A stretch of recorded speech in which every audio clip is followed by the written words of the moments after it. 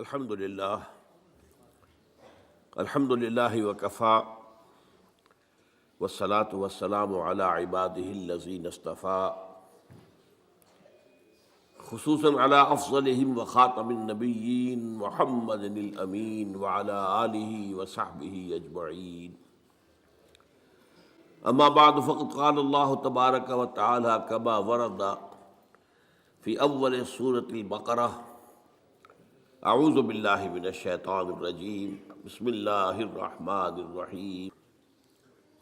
الف لام میم ذالک الکتاب لا ریب فیہ ھدی للمتقین الذین یؤمنون بالغیب ویقیمون الصلاة ومما رزقناہم ینفقون والذین یؤمنون بما انزل الیک وما انزل من قبلک وبالآخرۃ ہم یوقنون اولئک علی ھدی من ربہم واولئک هم المفلحون.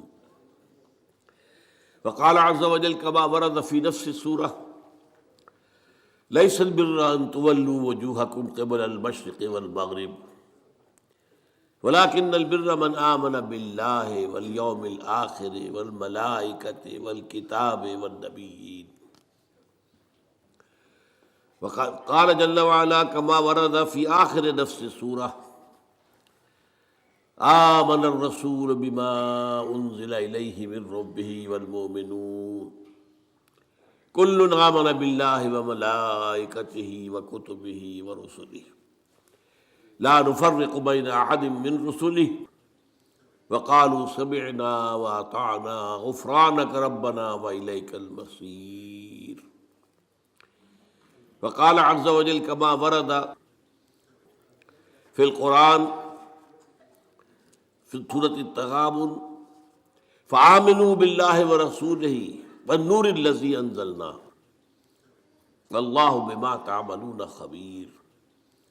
يوم يجمعكم ليوم الجمع ذلك يوم التغابن ومن يؤمن بالله ويعمل صالحا يكفر عنه سيئاته ويدخله جنات تجري من تحتها الأنهار خالدين فيها أبدا ذلك الفوز العظيم. والذين كفروا وكذبوا بآياتنا أولئك أصحاب النار خالدين فيها وبئس المصير. صدق الله العظيم. رب اشرح لي صدري ويسر لي أمري واحلل عقدة من لساني يفقهوا قولي. اللهم ربنا ألهمنا رشدنا وأعذنا من شرور أنفسنا.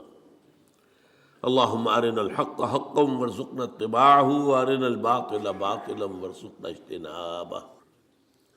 اللهم صل على عبدك ونبيك ورسولك وحبيبك وخليلك محمد وبارك وسلم وبارك على جميع الأنبياء والمرسلين وعلى ملائكتك المقربين وعلى عبادك الصالحين وعلينا معهم يا أرحم الراحمين. معزز حاضرین اور محترم خواتین، آج ہم اللہ کا نام لے کر 4 خطبات سیرت کا سلسلہ شروع کر رہے ہیں. آپ دعا کریں کہ اللہ تعالی حالات کو سازگار بنائے رکھے، میری طبیعت بھی اس قابل رہے کہ میں اس پروگرام کو پورا کر سکوں. طبیعت میری ٹھیک نہیں ہے، آپ کو میری آواز سے بھی اندازہ ہو رہا ہوگا. تاہم جیسا بھی کچھ ہے، اللہ تعالیٰ جو ہے اس میں اس کام کو جاری رکھنے کی توفیق دیے رکھے، تو یہ اسی کا فضل و کرم ہے. یہ جو پہلا خطبہ ہمارا ہے سیرت کے بارے میں، اس کا عنوان ہے فلسفہ دین میں نبوت و رسالت کا مقام. یہاں لفظ فلسفہ قابل غور ہے. کیا فلسفے کا دین کے ساتھ کوئی تعلق ہے؟ عام طور پر یہ لفظ دین کے حوالے سے استعمال نہیں ہوتا. ہم حکمت قرآن، حکمت دین یہ استعمال کرتے ہیں، اور یہی قرآن کی اصطلاح بھی ہے. فلسفہ قرآن کی اصطلاح نہیں ہے، حدیث کی اصطلاح نہیں. ان دونوں میں جو فرق ہے وہ نوٹ کر لیجئے. فلسفہ خالص منطق کی بنیاد پر آگے چلتا ہے، جہاں کوئی چیز منطقی طور پر ثابت نہ ہو وہاں فلسفہ رک جائے گا، آگے نہیں بڑھے گا۔ جبکہ حکمت جو ہے اس میں جہاں منطق سے بھی سروکار ہے، وہاں فطرت کے اندر جو چیزیں اللہ نے ودیعت کی ہوئی ہے اور جو بدیہیات فطرت کہلاتی ہیں، جن کے لیے کسی دلیل کی ضرورت نہیں ہے، بلکہ دلیل جو ہے ان کے لیے ثابت کی نہیں جا سکتی، ان چیزوں کو بھی ملحوظ رکھتے ہوئے فطرت سلیمہ کی رہنمائی میں عقل اور منطق اپنا سفر طے کریں تو اس کا جو نتیجہ ہوگا اس کا نام حکمت ہے۔ قرآن مجید میں حکیم انسان کی ایک بڑی مثال دی گئی ہے حضرت لقمان کی صورت میں، وَلَقَدْ آتَيْنَا لُقْمَانَ الْحِكْمَةَ أَنِ اشْكُرْ لِلَّهِ۔ ہمارا جو منتخب نصاب ہے مطالعہ قرآن حکیم کا، اس کا تیسرا درس اسی پر مشتمل ہے، سورہ لقمان کا دوسرا رکوع۔ البتہ ایک بات جان لیجئے کہ فلسفے کی بہت سی شاخیں ہیں۔ منطق خود ایک فن ہے اگرچہ، لیکن وہ فلسفے کی شاخ شمار ہوتا ہے۔ ایک زمانے میں نفسیات بھی فلسفے کی شاخ تھی، یہ سب فلسفے کی، لیکن اب جو ہے فلسفے کے لیے علیحدہ علیحدہ نام اس کی مختلف شاخوں کے لیے۔ ایک کا نام ہے میٹا فزکس۔ میٹا فزکس جو ہے اس کا براہ راست تعلق جو ہے دین کے ساتھ ہے۔ ایک ہے فزیکل ورلڈ، وہ جو ہم اپنے حواس خمسہ سے جس کے بارے میں معلومات حاصل کرتے ہیں، جو مادی کائنات ہے، چاہے ہم نے اپنی ننگی آنکھ سے دیکھا چاہے ٹیلیسکوپ سے دیکھا، دیکھنے والی شے تو آنکھ ہی ہے نا۔ ٹیلیسکوپ تو کچھ نہیں دیکھتی، دیکھتی تو آنکھ ہے۔ ٹیلیسکوپ نے اس آنکھ کا دائرہ بہت وسیع کر دیا۔ مائکروسکوپ سے دیکھا تب بھی دیکھا تو آنکھ نے ہے، مائکروسکوپ دیکھنے والی شے نہیں ہے۔ تو چاہے انسان نے اپنے حواس خمسہ سے مجرد جو ایسے کہ وہ ہیں ان سے کام لے کر کچھ معلومات حاصل کی، کہا اس میں جو اضافے ہو گئے، دوربین آ گئی، خوردبین آ گئی، وغیرہ وغیرہ، ان سب سے جو بھی چیز ہمیں معلوم ہوتی ہے وہ فزکس کا دائرہ ہے، طبیعیاتی علوم، فزیکل سائنسز۔ میٹا فزکس اس کا نام ہے جہاں یہ کہ حواس جو ہے یہ ساتھ نہیں دے سکتے، حواس کے دائرے سے باہر۔ میٹا فزکس، فزکس اور میٹا فزکس یہی فرق ہے اس میں۔ اب ظاہر بات ہے، میں نے ابھی جو آیات آپ کو سنائی ہیں سورہ بقرہ کی ابتدائی آیات اس اعتبار سے بہت اہم ہے۔ الف لام میم ذالک الکتاب لا ریب فیہ ھدی للمتقین الذین یؤمنون بالغیب۔ قرآن مجید سے استفادے کی شرط اول ہے غیب پر ایمان۔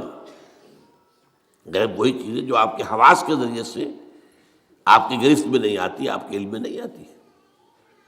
اب ظاہر بات ہے ذات باری تعالیٰ ہے، ظاہر ہمارے دائرہ حواس سے بلکہ عقل سے، وہم سے، خیال سے سب سے ماورا، وراء الورا ثم وراء الورا۔ فرشتے ہیں انہیں ہم نہیں دیکھ سکتے، اور اسی طریقے سے وحی ہے وہ کیا ہے ہم نہیں دیکھ سکتے، نہیں جان سکتے۔ یہ سب جو ہے میٹا فزکس کا میدان ہے، اور فزکس کا میدان وہ ہے جو کچھ ہم دیکھ سکتے ہیں۔ میٹیریل ورلڈ ہے، جو بھی میٹیریل چیزیں ہیں وہ فزکس کی ہیں، اور وہ میٹا فزکس ہے۔ تو قرآن کا جو میٹا فزکس ہے، اب ظاہر بات ہے کہ جب سائنس بہت آگے بڑھ گئی ہے، فزیکل سائنسز، تو ضرورت اس امر کی تھی اور اب بھی ہے کہ قرآن کے میٹا فزکس کے ساتھ جدید فزکس سے حاصل شدہ معلومات کو جوڑا جائے، دیکھا جائے یہاں پہ تضاد تو نہیں ہو سکتا، ناممکن ہے۔ اور بہترین بات ہے جو ڈاکٹر رفیع الدین مرحوم نے لکھی، Quran is the word of God and this universe is the work of God. کس نے بنایا اس کو؟ یہاں کے قانون طبیعی جو بھی ہیں، فزیکل لاز، کس نے بنایا ہے؟ یہ ساری کائنات کس نے بنائی ہے؟ کون اس کو چلا رہا ہے؟ یدبر الامر من السماء الی الارض، کون؟ اللہ۔ تو word of God Quran, work of God کائنات، ان دونوں میں کوئی تضاد تو ممکن نہیں ہے۔ عام انسان کے بھی قول و فعل میں تضاد ہو تو ہم اسے سمجھنا بڑی گھٹیا بات ہے. آپ کا قول یہ ہے، آپ کا عمل یہ ہے. اللہ کے قول اور عمل کے اندر تضاد کیسے ہو سکتا ہے؟ یہ ضرور ہوا ہے کہ قرآن مجید تو آج سے 1400 برس پہلے جو ہے نازل ہوا ہے. اس وقت انسان کی جو مادی معلومات تھی وہ اتنی کم تھی کہ قرآن مجید میں فزیکل فینومینا کا جو تذکرہ ہوا ہے ان کو صحیح طور پر سمجھا نہیں جا سکتا تھا. اس لیے کہ ابھی ہماری معلومات اس کائنات مادی کے بارے میں بہت محدود تھی. لیکن جیسے جیسے جیسے جیسے سائنس آگے بڑھی ہے، قرآن نے پہلے کہہ دیا تھا سنریہم آیاتنا فی الآفاق وفی انفسہم حتی یتبین لہم انہ الحق. یہ ہم قرآن تو آج دے رہے ہیں تمہیں، لیکن ہم اپنی آیات، نشانیاں آفاق اور انفس میں دکھائیں گے دکھائیں گے دکھائیں گے اور دکھائیں گے، یہاں تک کہ یہ بات تم پر بالکل واضح ہو جائے گی، مبرہن ہو جائے گی، یہ قرآن حق. تو جتنی سائنٹیفک ترقی ہوئی ہے اس نے ثابت کیا ہے قرآن کی حقانیت کو. آپ نے پہلے بھی تذکرہ سنا ہوگا، ٹورنٹو یونیورسٹی کا جو ہیڈ آف دی ڈپارٹمنٹ، جو یہ ایک خاص علم جنین ہے، یعنی ماں کے بطن میں جو بچہ پرورش پاتا ہے، امبریولوجی اس سائنس کا نام ہے. آج جب کہ انسان نے، آپ کو معلوم ڈسیکشن بھی ہوتا ہے، سب کچھ ہوتا ہے، مائکروسکوپ بھی ہے اور نہ معلوم کیا کیا چیزیں ہیں جس کے اندر داخل کر کے دیکھ لیتے ہیں. گھٹنے کا درد ہے، گھٹنے میں کیمرہ داخل کر دیتے ہیں، وہاں سے دیکھ لیتے ہیں اندر کیا ہے. تو آج جو معلومات حاصل ہوئی ہے وہ حیران ہوا. 1400 برس پہلے یہ کیسے دے دی گئی قرآن مجید کی؟ اس نے مانا. مورس بوکائی نے یہ مانا، فرینچ سرجن تھا، شاہ فیصل اس کے پاس علاج کے لیے گئے تھے، وہاں انہوں نے قرآن پیش کر دیا اسے. انہوں نے کہا میں کیسے پڑھوں گا اس کو، یہ تو عربی میں. انہوں نے کہا کوئی بات نہیں، میں آپ کے لیے استاد منگا دوں. تو بادشاہ کے لیے کیا مشکل تھا، سعودی عرب سے لا کر ایک ٹیوٹر رکھ دیا گیا ان کے پاس. اس نے عربی سیکھی، پھر قرآن پڑھا، پھر کتاب لکھی، the Bible, the Quran and the science. اور اس میں یہ ثابت کیا اور اقرار کیا کہ قرآن میں کوئی شے وہ نہیں ہے جسے سائنس نے غلط ثابت کیا ہو. یہ ہو سکتا ہے کہ قرآن میں بہت سی چیزیں ایسی ہیں جن کی حقیقت تک ابھی سائنس کی رسائی نہیں ہوئی، یہ اور بات ہے. لیکن کوئی شے ایسی ثابت ہو گئی ہو کہ قرآن کی یہ بات غلط ثابت ہو گئی، یہ نہیں. تو آج اصل میں اس وقت کی بہت ضرورت ہے اس کی کہ یہ جو دو علوم علیحدہ علیحدہ چل رہے ہیں، یہ دو آنکھیں ہیں. ایک آنکھ یہ دیکھو، کھول آنکھ، زمین دیکھ، فلک دیکھ، فضا دیکھ، زمین اور آسمان کو دیکھو. افلا ينظرون الى الابل كيف خلقت والى السماء كيف رفعت. دوسری آنکھ وہی. ان دونوں آنکھوں سے دیکھو. اس سے حقیقت کا علم قرآن سے لو، اس سے کائنات کا علم اپنی حواس خمسہ اور عقل کے ذریعے لو، اور پھر دیکھو کہ ان دونوں میں کوئی تضاد نہیں ہے. یہی ہے در حقیقت میری آج کی اس گفتگو کی بنیاد، کہ نبوت اور رسالت کا مقام و مرتبہ دین کا جو میٹا فزکس ہے، دین کا جو فلسفہ اور حکمت ہے، اس میں کیا ہے. تو ہمیں سب سے پہلے یہ جاننا ہوگا، یہاں یہ ذکر کر دوں میں کہ میں نے اس موضوع پر جس پر آج میں یہاں تقریر کر رہا ہوں، آج سے 25 برس قبل یہ جو ہمارا یہ ٹاؤن ہال ہے، جنا ہال، 26 مارچ 1975 کو تقریر کی تھی. اور وہ تقریر چھپی ہوئی ہے، میری کتاب ہے نبی اکرم صلی اللہ علیہ وسلم کا مقصد بعثت. یہ جو میرا آج کا لیکچر ہے وہ پہلا لیکچر اسی موضوع پر اس وقت تھا. اب 25 سال میں یقیناً میرے فکر میں بھی کچھ وسعت پیدا ہوئی ہے. وہ جو علامہ اقبال نے جو کہا تھا، only stones do not change, رائے میں کچھ نہ کچھ تبدیلی آ سکتی ہے، کوئی وسعت ہو سکتی ہے، اپنی کسی بات پر انسان نظر ثانی کر سکتا ہے. اس پہلو سے یقیناً کچھ تھوڑا سا فرق نظر آئے گا اگر آپ دونوں کا تقابلی مطالعہ کریں گے.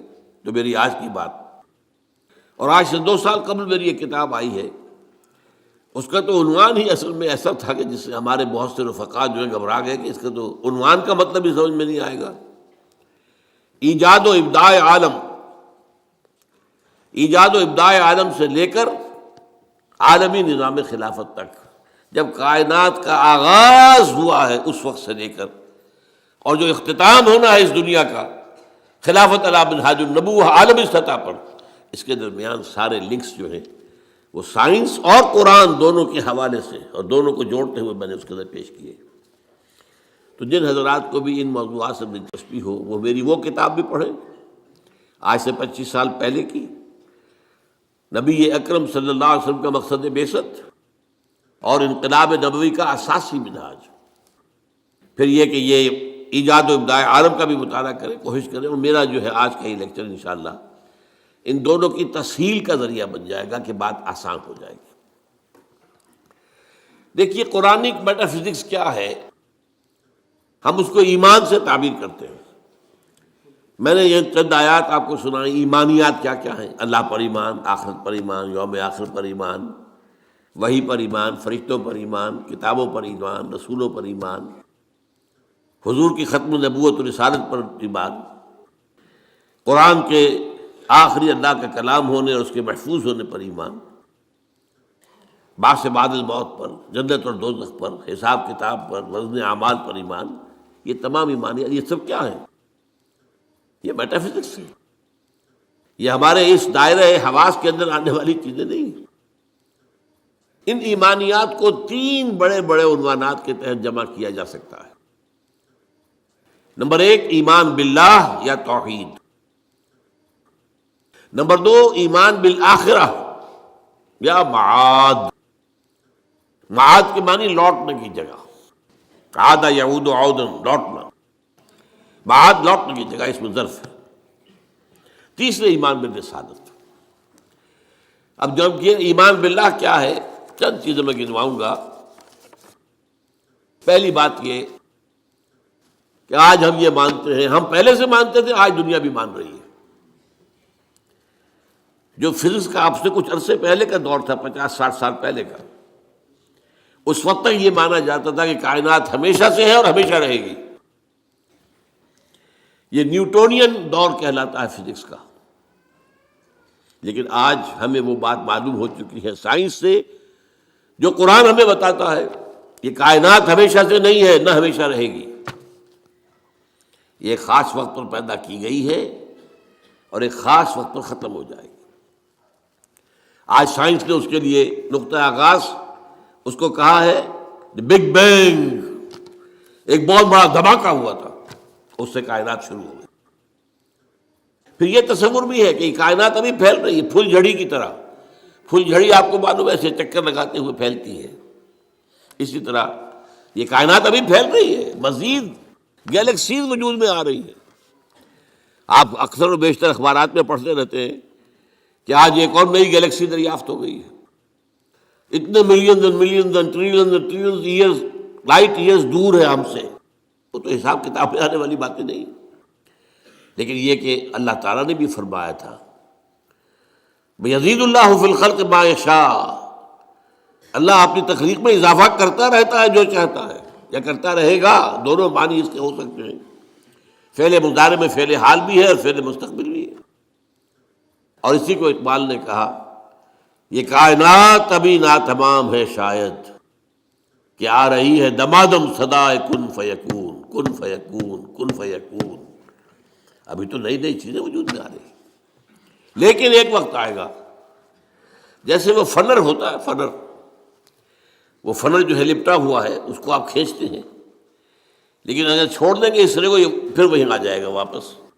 اسی طرح ایک وقت آئے گا کہ یہ کائنات جو ابھی تو پھیل رہی ہے، جا رہی ہے، ایک وقت میں اس کی ریورسل ہو جائے گی، اور یہ جو اب سمٹنی شروع ہوگی پھر ایک نقطے پر جا کر ختم ہو جائے گی۔ قرآن میں نقشہ کھینچا گیا، یوم نطوی السماء کطی سجل للکتب، ہم یہ فضاؤں کو اور خلاؤں کو لپیٹ دیں گے، لپیٹ دیں گے۔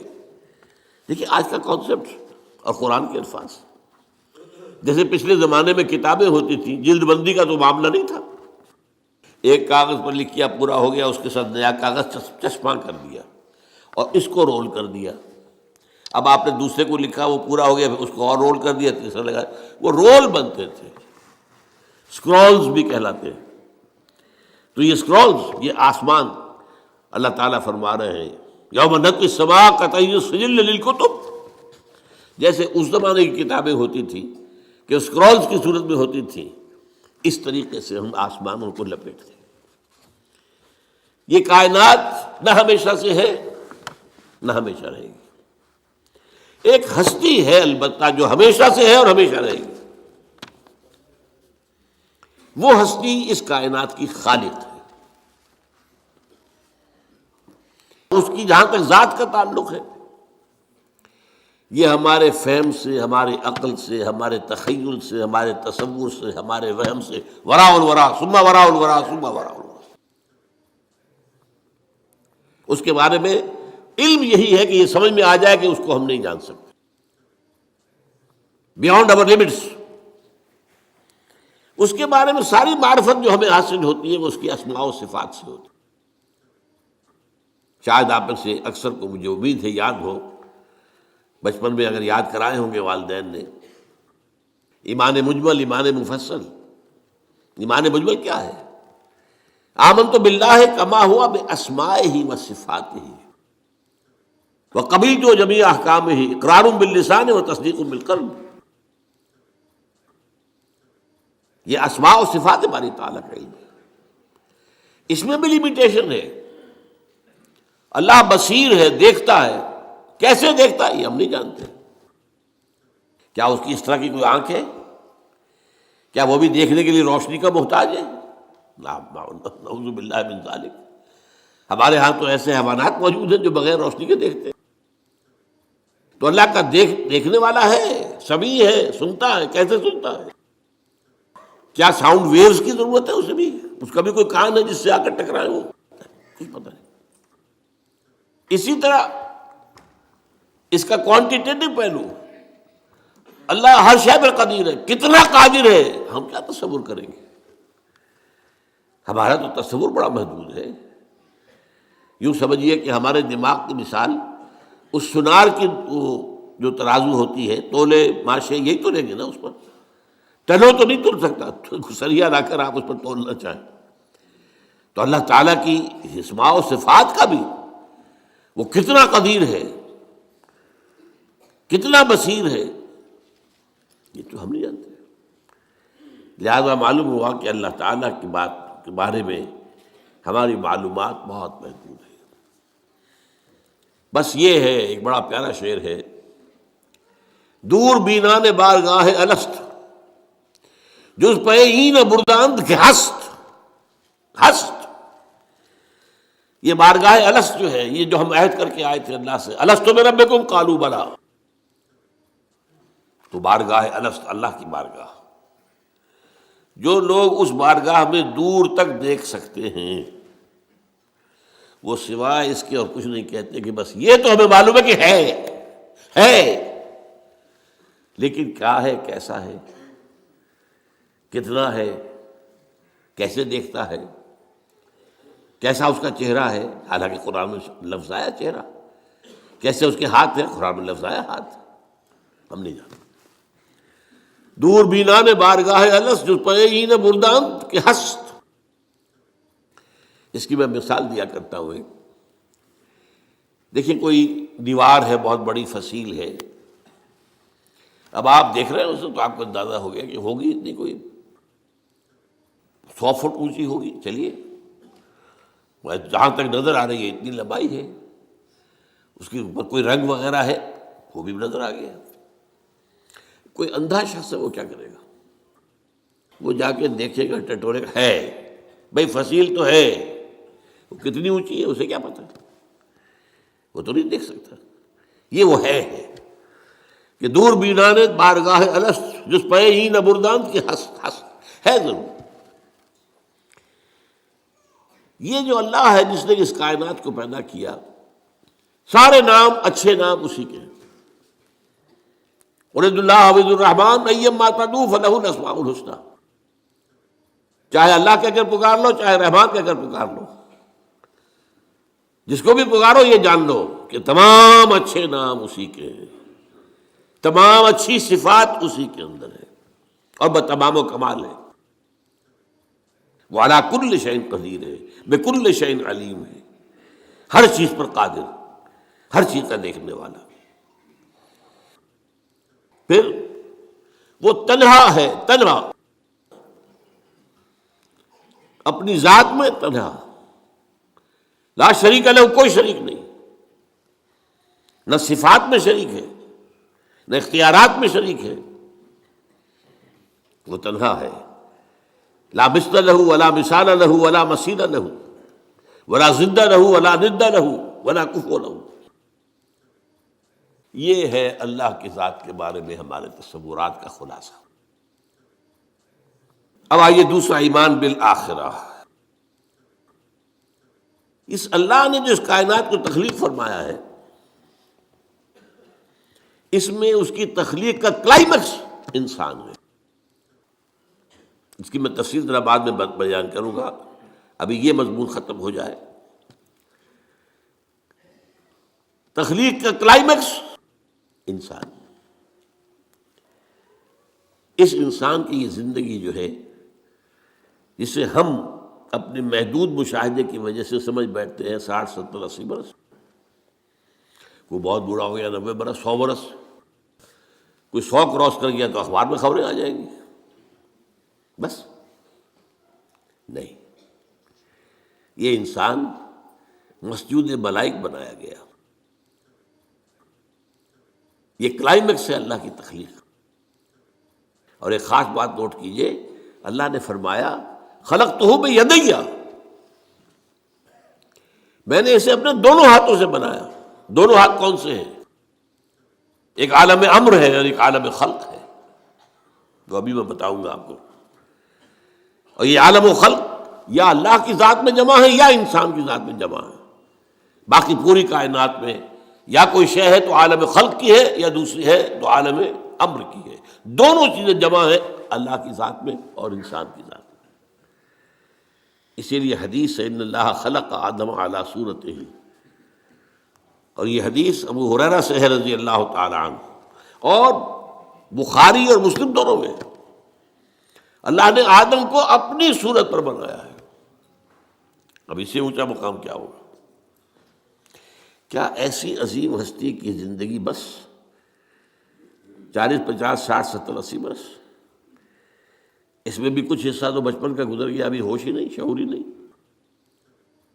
بعد میں بھی 80 کی بات ہو 70 کی بات ہو تو انسان کے جو ہے حواس ٹھیک نہیں رہتے، یادداشت ختم ہو جاتی ہے، لیکن اللہ یعلم ما فی الشیء، علم ختم ہو جاتا ہے۔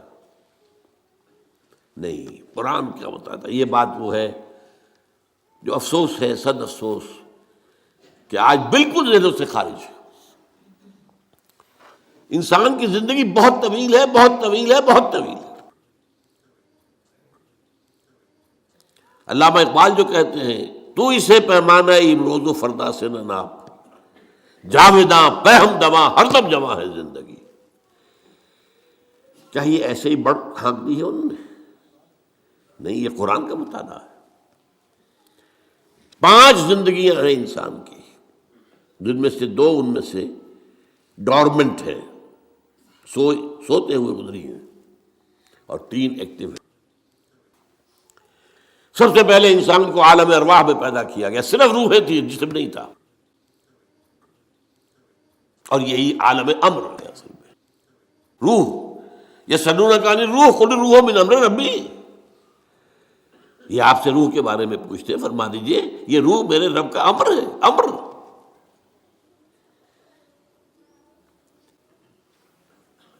اس کے بعد اسی امر کے دوران، اسی روحانی زندگی کے دوران عہد لیا گیا، الست بربکم قالوا بلی۔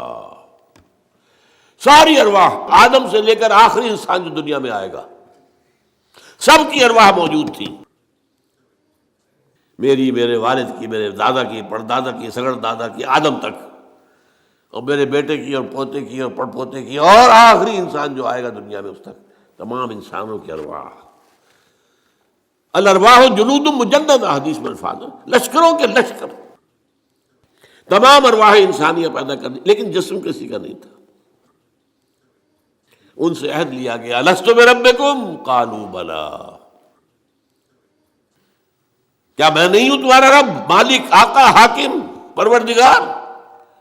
سب یقیناً ہے اللہ، تو ہی ہمارا حاکم ہے، پروردگار ہے، عالم. پہلی زندگی یہ ہے. اس کے بعد سلا دیا گیا. نیند اور موت میں زیادہ فرق نہ سمجھیے. موت جو ہے وہ بھی ایک طرح کی نیند ہے، اور نیند بھی ایک طرح کی موت ہے. چنانچہ جو دعا مسنون ہے، جب صبح آپ اٹھیں تو آپ کی زبان پر جو دعا آنی چاہیے، اگر آپ کو یاد ہو حضور کی دعا، الحمدللہ الذی احیانی بعد ما اماتنی والیہ النشور. اس اللہ کا شکر ہے جس نے مجھے زندہ کیا اس کے بعد کہ مجھے مردہ کر دیا تھا. نہیں مردہ ہوتا ہے انسان جب اس کا شعور ہی نہیں. تو یہ در ہے. اور موت جو اب آنے والی ہے، موت معدوم ہونے کا نام تو نہیں ہے.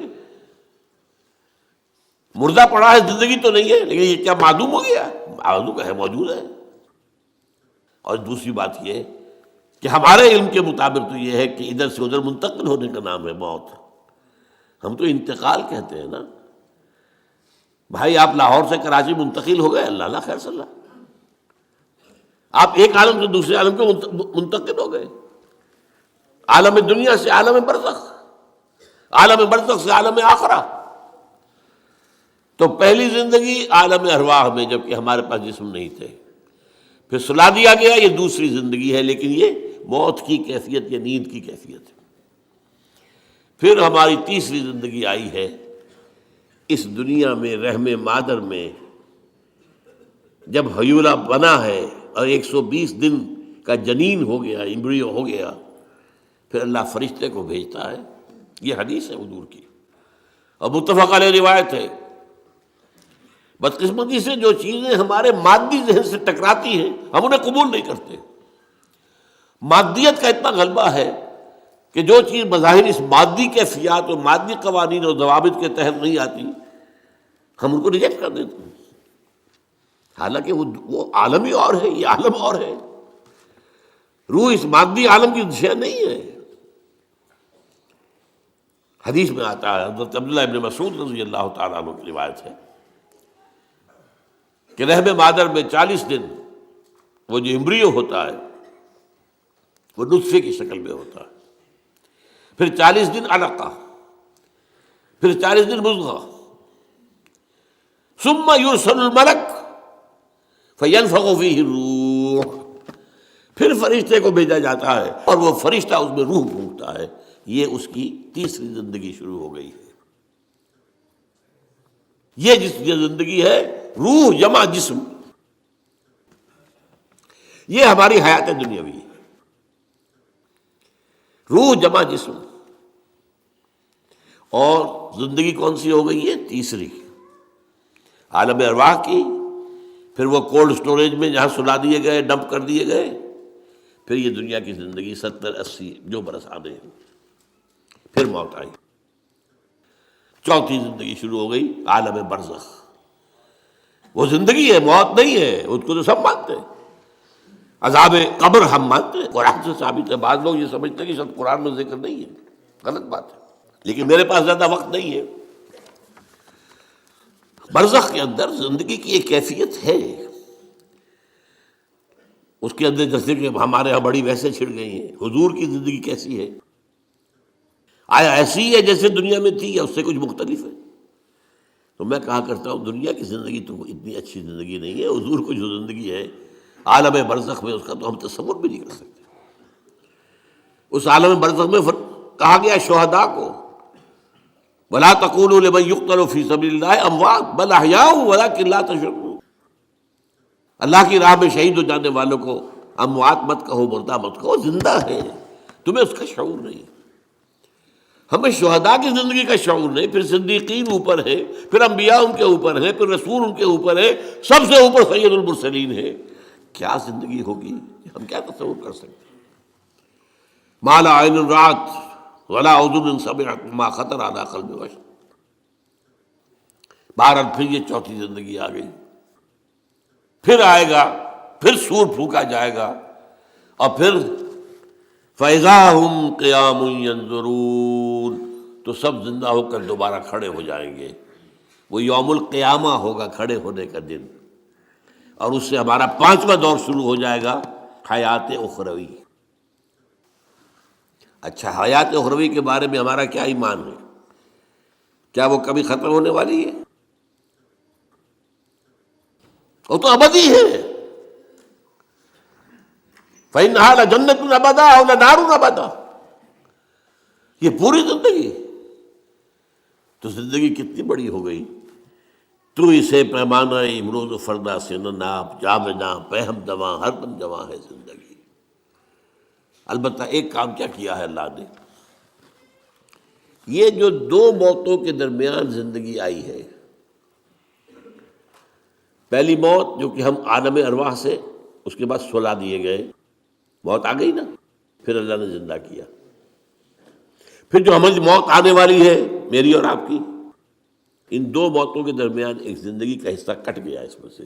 یہ لمبا پروسیس، وہاں سے وہاں تک، مبدا و معاد، انا للہ و انا الیہ راجعون، اس میں یہ چھوٹا سا ہماری زندگی میں سے حصہ کاٹ کر اس سے ایک امتحانی وقفہ بنایا گیا. خلق الموت والحیات لیبلوکم ایکم احسن عملا. اس نے زندگی اور موتیں تخلیق کی ہیں تاکہ تمہیں آزمائے کہ کون ہے تم میں سے اچھے عمل کرنے والے. یہ امتحانی، اس کو بھی اقبال نے خوب کہا ہے، ملزم ہستی سے تو ابراہ مانند حباب، اس زیاں خانے میں تیرا امتحان ہے زندگی. اب امتحان 3 گھنٹے کا بھی ہوتا ہے تو وہ 30 سال کا بھی ہو سکتا ہے. یہ تو ایک کوانٹیٹیو ایلیمنٹ ہوا، امتحان ہے. Testing is testing. یہ حیات دنیاوی امتحان ہے. ملزم ہستی سے تو ابراہ مانند حباب، اس زیاں خانے میں تیرا امتحان ہے زندگی. اس کے بعد جب ہمیں دوبارہ اٹھا دیا جائے گا، حساب کتاب ہوگا، اعمال کا جزا و سزا کے فیصلے ہوں گے، اور پھر یہ جنت اور یہ دوزخ. وَإِنَّهَا لَجَنَّةٌ أَبَدًا أَوْ لَنَارٌ أَبَدًا. یہ حیات ایک ایمان باللہ اور ایمان بالآخرہ. ایمان بالآخرہ کے ضمن میں پورے حیات انسانی کا ایک تصور جو ہے سامنے لانا ضروری ہے. اب آئیے،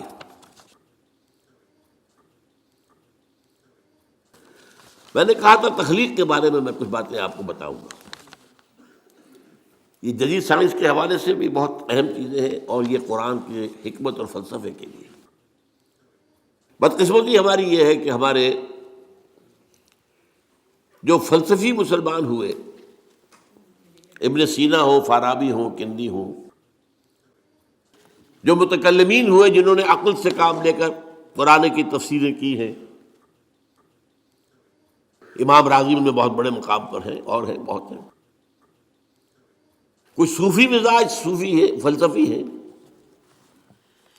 ان سب نے اپنی زیادہ تر گفتگو کا دار و مدار یونانی حکماء اور فلاسفہ کی بات پر رکھی ہے. سقراط اس کا شاگرد، افلاطون اس کا شاگرد ارسطو. ہمارے متکلمین، ہمارے فلاسفہ سب ارسطو کے شاگرد. ہمارے صوفیہ اکثر و بیشتر افلاطون اور پروٹائنس، فلاطینوس ان کے شاگرد. لہذا مولانا روم نے بڑا شکوے کے انداز میں کہا تھا، چند خوانی حکمت یونانیہ. تم کب تک یونانیوں کی حکمت پڑھتے رہو گے، یونانیوں کا فلسفہ پڑھتے رہو گے، یونانیوں کی میٹا فزکس، یونانیوں کی منطق. چند خوانی حکمت یونانیہ، حکمت قرآنیہ راہم میں خاں. کبھی ذرا قرآن مجید میں جو حکمت دی گئی ہے، جو فلسفہ دیا گیا ہے، جو حقائق بیان کیے گئے، کبھی ان پر توجہ کرو۔ اللہ تعالیٰ توفیق دے۔ میری دلی آرزو ہوگی کہ آپ میں سے جو ذہین لوگ ہیں، ظاہر بات ہے کہ یہ میدان ہر شخص کا نہیں ہے۔ حضور صلی اللہ علیہ وسلم کا جو افرادی انفرادی سطح پر انقلاب برپا کرنے کا پروسیس ہے، 4 الفاظ ہیں اس میں ٹاپ پر آتا ہے حکمت۔ یتلو علیہم آیاتہ یزکیہم ویعلمہم الکتاب والحکمہ۔ حکمہ یہ تعلیم محمدی صلی اللہ علیہ وسلم، تربیت نبوی صلی اللہ علیہ وسلم، اس کی سب سے اونچی منزل ہے تعلیم حکمت۔ تو ظاہر بات ہے کہ ہر شخص اس کا اہل نہیں ہوتا۔ یہ اللہ تعالیٰ نے ظاہر بات ہے سب کو ایک جیسا نہیں بنایا ہے۔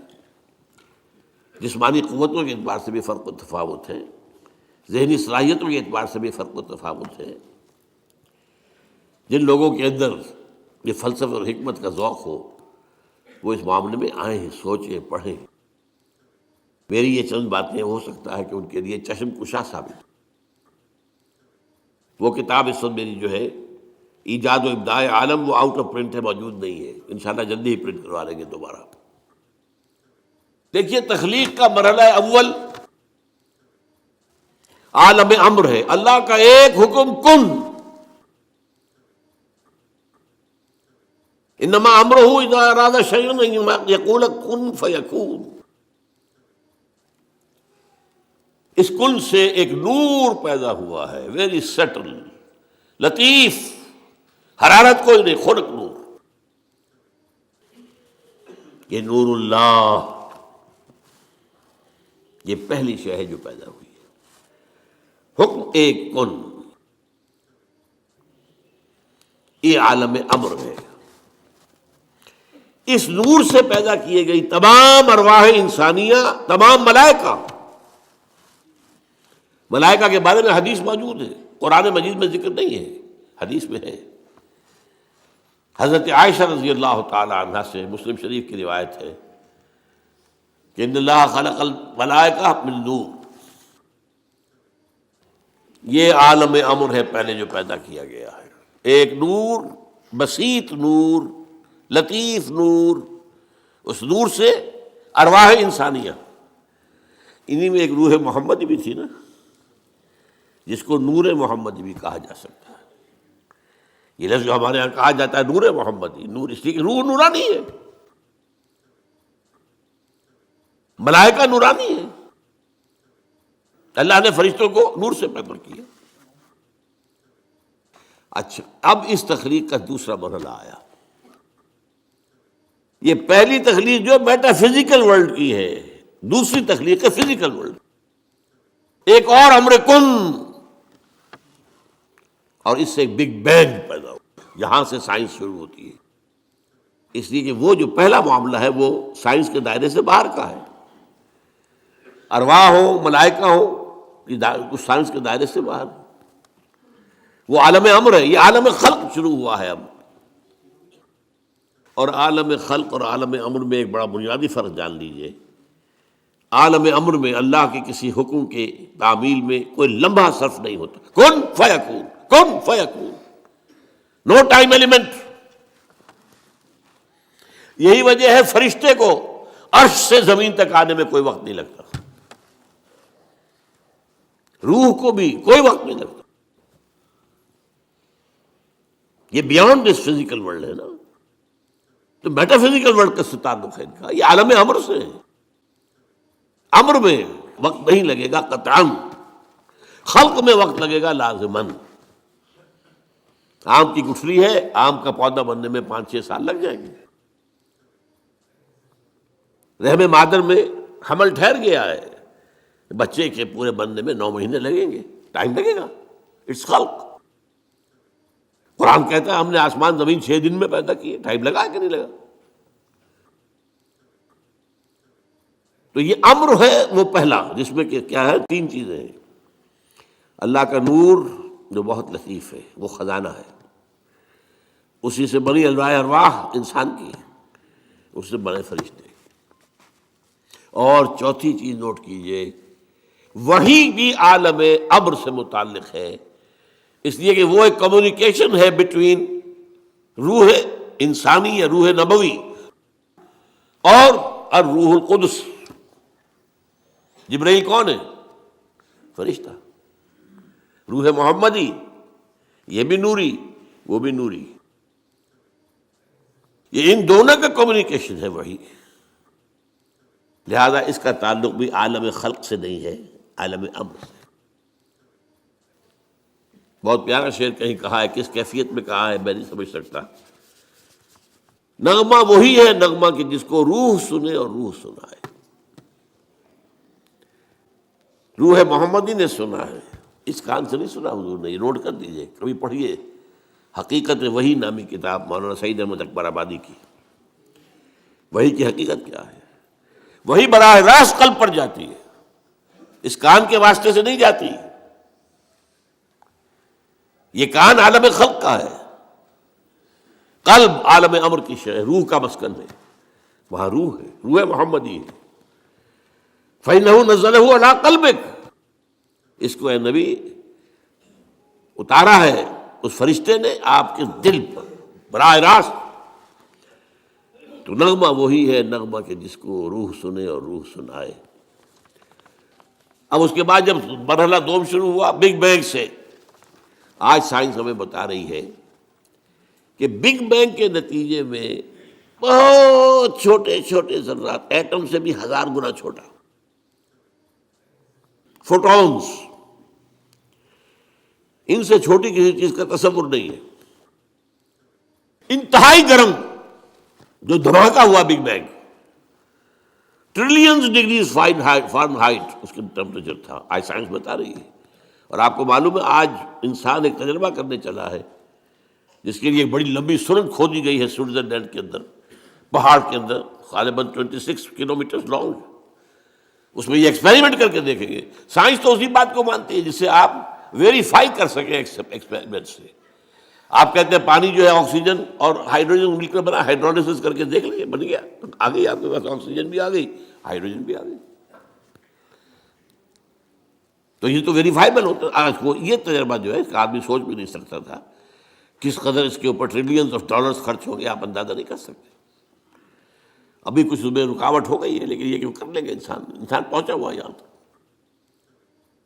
اتنے گرم تھے وہ، trillions of degrees of foreign height, اور دوڑ رہے تھے اتنی تیزی سے کہ اس کا آپ تصور نہیں کر سکتے. ایک دوسرے سے بھاگ رہے تھے. انہی ذرات کے پھٹنے سے پھر گیلیکسیز بنی. ایک ادھر گئے ایک ادھر گئے، کچھ ادھر چلے گئے کچھ ادھر چلے گئے. جیسے آگ کا بھی پھٹ جاتا ہے کبھی کبھی. آگ کی کئی جو ہے قرآن مجید میں ایک آگ کا تذکرہ ذی ثلاث شعب، جہنم جو ہے جو آگ ہوگی وہ 3 شعبوں میں تقسیم ہوگی. یہ گیلیکسیز بنی ہے. ان گیلیکسیز سے پھر کیا ہوا ہے؟ سب سے پہلے فوٹونز سے نیوٹرونز، پروٹونز، الیکٹرونز بنے، ایٹم بن گیا. ایٹم کے جمع ہونے سے ایک خاص ترتیب سے مالیکیول بن گیا. مالیکیول اور کمپلیکس ہوتے چلے گئے، اور خاص طور پر جو کاربن کا ایک ہے جو اس کا مین بن گیا، تو پھر یہ ان آرگینک سے آرگینک بن گئے. یہ ایک طرف ارتقاء ہو رہا ہے یا تنزل ہو رہا ہے، جو بھی آپ اسے کہیں. دوسری طرف یہ جو پھٹا ہے سارا معاملہ، اس سے جو کرے وجود میں آ گئے سٹارز، اور دوسرے یہ جو بھی اس کے گرد سیارے گھوم رہے. پھر یہ سیارے کو ٹھنڈے ہوئے. یہ بھی ایک سیارہ ہے زمین، سورج کے گرد گھومتا ہے، ستارہ سورج ہے. ٹھنڈا ہوا ہے، پھر اس پر بارش ہوئی ہے بے تحاشا. اور میرا گمان یہی ہے کہ ٹھنڈے ہونے سے اس زمین کے اندر سے جو بخارات نکلے ہیں وہ گیسز، انہوں نے ہی جا کر فضا کے اندر پھر وہ پانی بنا ہے، پانی برسا ہے 1000 سال تک. اور چونکہ یہ سکڑا ہے اس لیے اس کے اندر کہیں اونچائی ہو گئی کہیں نیچائی ہو گئی. جو اونچے ہو گئے پہاڑ ہو گئے، جو نیچے تھے وہاں وہ بارش کا پانی جمع ہوا، وہ اوشنز بن گئے، سمندر بن گئے. اور جہاں یہ سمندر کے ساحل پر مٹی اور پانی کا انٹریکشن ہوتا ہے. خاص طور پر آپ کو معلوم ہے مد و جزر میں ابھی موج ہٹ گئی پھر آ گئی، پھر ہٹ گئی پھر آ گئی، یہ کھیل ہے. اس سے جو ہے اس کے اندر وہ ایک ایسی کیفیت پیدا کر دیتا ہے اللہ تعالیٰ کہ حیات عرضی کا آغاز ہو جاتا ہے. اس حیات عرضی کا پھر کلائمیکس انسان ہے. اس کا مادہ تخلیق مٹی ہے، لیکن اس کے بعد جو اس میں روح لا کر شامل کی گئی ہے اس نے اس کا مقام کچھ اور ہی کر دیا ہے. درمیان میں جو یہ حرارت والا دور تھا جنات پیدا کیے گئے آگ سے. وَالْجَانَّ خَلَقْنَاهُ مِنْ قَبْلُ مِنْ نَارِ السَّمُومِ، کہیں مارج من نار کہا گیا ہے رحمان سورہ رحمان میں. یہ درمیان میں جو دور آیا تھا مجھے اسی کو بیان کرنا چاہیے تھا. جنات پیدا کیے گئے. جنات نوٹ کیجئے اپنے مادہ تخلیق کے اعتبار سے ہم سے اونچے ہیں. لطیف تر شے ہے آگ، اور مٹی جو ہے وہ تو کثیف شے ہے، انرٹ. آگ کے اندر جو حرکت اور حرارت ہے، یہی وجہ ہے کہ ٹھیک کہا تھا ابلیس لعین نے، انا خیر منہ، میں اس آدم سے بہتر ہوں. خلقتنی من نار وخلقتہ من طین، تو نے مجھے بنایا تھا آگ سے، اسے بنایا مٹی سے.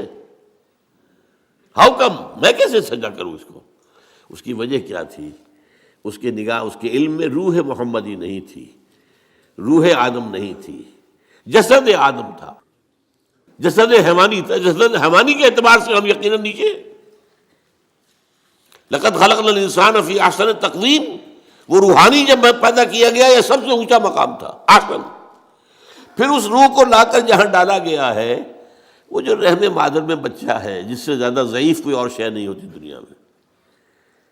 ہر حیوان کا بچہ کہیں زیادہ ہمارے بچے سے زیادہ طاقتور ہوتا ہے.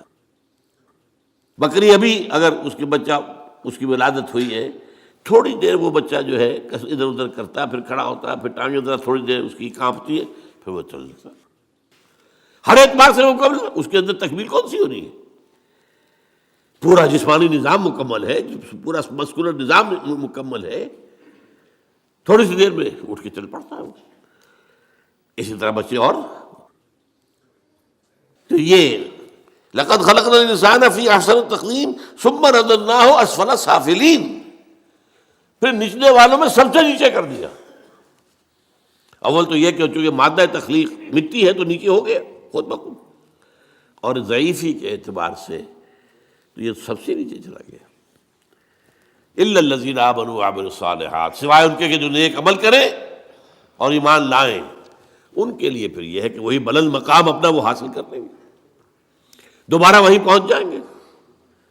والتین والزیتون وطور سینین وہذا البلد الامین لقد خلقنا الانسان فی احسن تقویم ثم رددناہ اسفل سافلین الا الذین آمنوا وعملوا الصالحات فلہم اجر غیر ممنون.